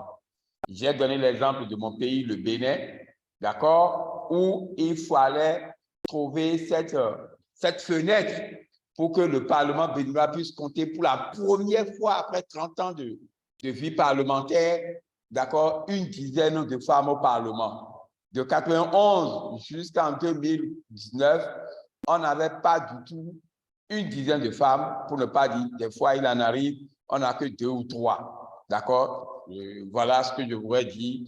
Mais en plus de ça, de la déconstruction qu'on doit faire sur la personne de cette féminin, il faut qu'on travaille davantage pour que les femmes aient confiance en elles-mêmes, aient de l'estime de soi et puissent aller davantage à l'école pour pouvoir animer la vie politique. Voilà ce que je voudrais partager ce soir avec vous, les amis. Merci. Thank you so much to everyone, and I'm sorry we didn't get more time and opportunity to hear from all of you. I think there's so much richness to discuss, but let me quickly run back to each of the panelists. So Linda, Ken, and Malik, to just have a go at responding to any of those questions that you feel you want to, and then I'll hand over to Aidan. So as a reminder, you know, the importance of education. How do we do civic education, and what happens when people don't meet the quotas or when the quotas really don't work? Welcome. Thank you, Linda, first. Actually, I think the first point was around, I think he was basically supporting Bill Clinton's proclamation that it's the economy stupid, which I understand, but I do not agree with, because I don't think it's an either or situation. If you have, you can't have a good economy without the democratic structures to support it. And I think South Africa is a really great example. South Africa has been a very strong and one of the stronger economies on the continent, but that didn't translate into distribution or even distribution of wealth across the country, but it was thriving. It was, at one point, it was a very dominant economy. And now that things are falling apart, particularly because of power issues, everyone's feeling it, including the corporates. And I think maybe that's, maybe I'm almost contradicting myself here, but I think that if there were less corruption, more accountability, more transparency in governance, perhaps they wouldn't be in a situation that they're in now. And even the big corporates are feeling it now as a result of the failure of all those things. There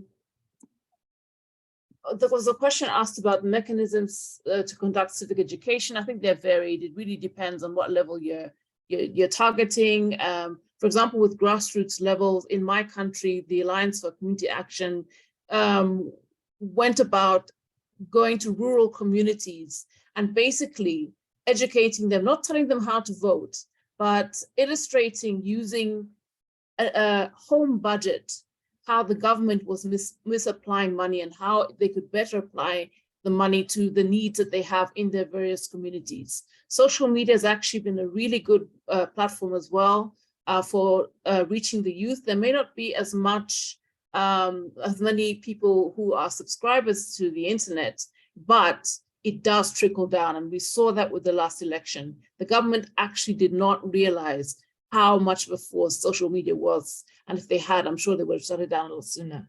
I think I'll stop there for now. Oh, maybe just the last one about women's representation. I think we just don't do a good enough job of demonstrating how or why representation matters. And for me, a story I always tell was by a Swedish foreign minister, a lady who gave the story about two warring sides in the country fighting over a river on the map.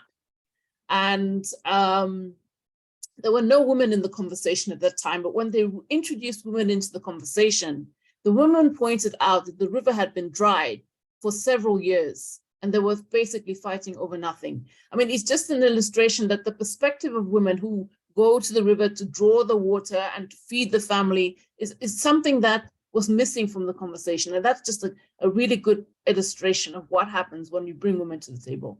Thank you. Thank you. Ken, please, any last thoughts? Yeah, two quick points. First, to echo Linda's last point, in my own work in Kenya at the subnational level with county governments, the data seems to suggest that women's evaluation of county governments in Kenya are closely tied to actual service delivery, while men evaluate these governments purely based on partisanship.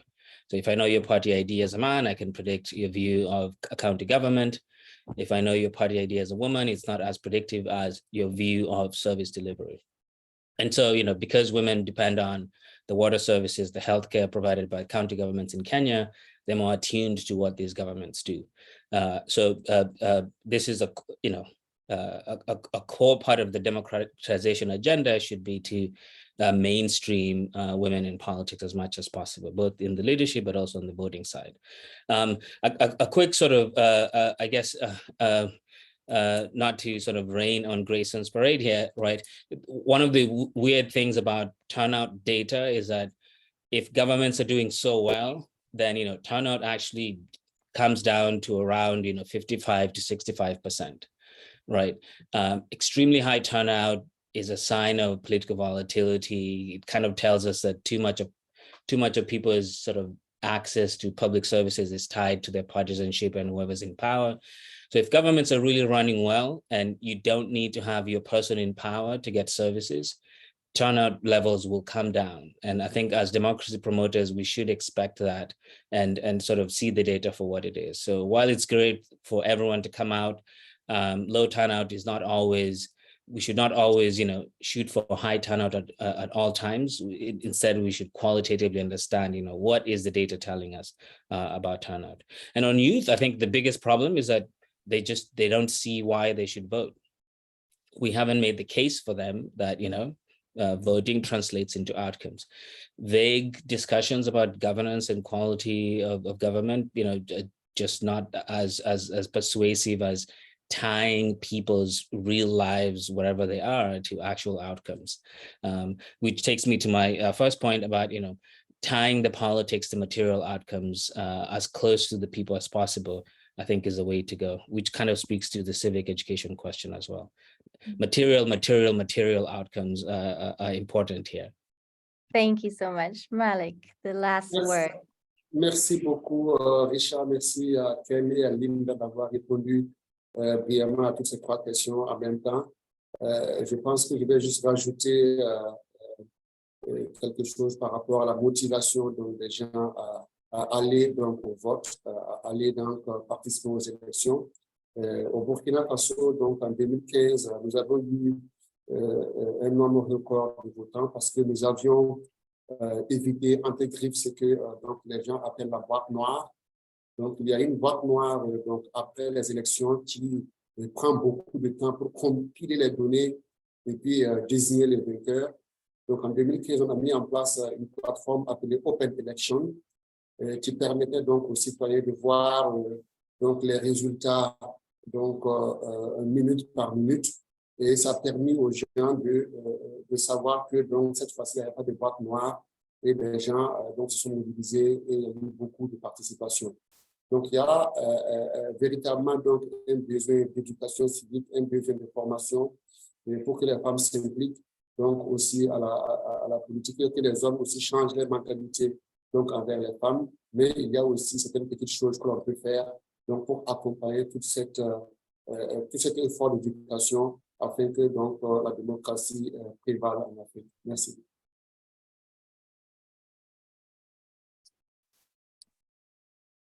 Wow, I think that's a great place to close this. So again, let me just say thank you so much to Linda, Ken, and Malik for being with me and giving us some really interesting things to kind of think about Muson and as we take these conversations forward. Let me just invite, I know, thanks to all of you who've been hanging on. I know we're 15 minutes over time. We literally are just closing. We're just going to say thank you. But just to say before to the panel and to Farida and Josiah and His Excellency, if you're still around, we'd love to just do a group picture at the end. So once Aidan's done, if you could just turn on your cameras, I'd be super grateful. Aidan, welcome. Thank you.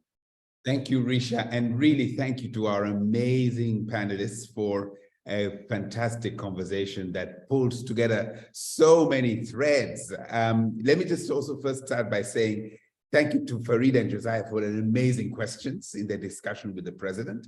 Malik and Linda, to get your perspective from what I'm going to call the front lines of trying to make democracy work in Zambia and Burkina Faso, and to Professor Ken for your always deep, insightful questions. You invite us to think deeply about the limits or the links, between governance and state capacity and economics. So you I think, expanded our minds to go beyond simplistic thinking around democracy and yes or no, black and white kind of thing for Africa. Let me tell you a little bit sort of what I took away in 1 minute. One, early warning systems must be heeded so that early action can be taken. I think the president said this, and I think Linda repeated it.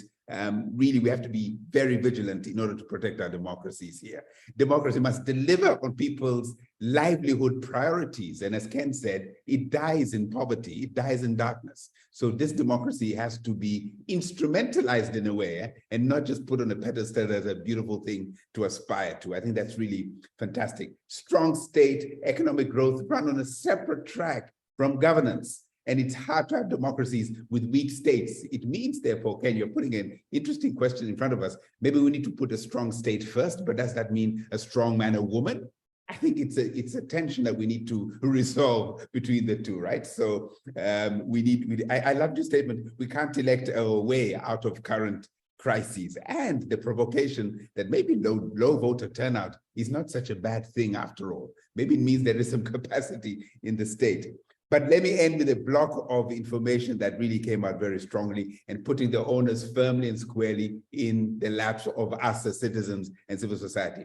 First of all, civil society is an immune system against the permanent temptation of authoritarianism. So if we have democracies cannot be strong if civil society is weak. So we need to strengthen our immune system against the temptation of authoritarianism. Chapter 1 Foundation's work, taking the government to AU, I think is part of that fantastic immune system. But civil society must also review our narrative and our instinct for being apolitical. Otherwise, we shall remain on the sidelines, a sideshow, making noise. I think we need to review our narrative in the way that has been discussed in this. But the final thought really is what Malik said. He said, democracy is much more than voting. It is in elections. It's about citizen participation. And we need a much better ground game. I think that's the call from me. We need a much better ground game as citizens, as organized civil society, to make, defend, promote, expand democracy on the continent, because after all, it is what everybody prefers, but it's got to really deliver. So thank you so much, all of you, for a fantastic conversation. We've gone over by 15 or 16 minutes, but I think it was well worth it. And thank you for putting so much thought and so much heart in this wonderful conversation. And I'd like to thank my friend Joe. We conspired about 6 weeks ago to pull this together. You put together an amazing team, amazing back game to have this fantastic conversation. Thank you so much. Great collaboration. Maybe you might have a final word. Yeah, I mean, just to say thank you as well, Twaweza, for making this possible. Your team has worked well to put this all together. So we're really grateful and we look forward to working with you.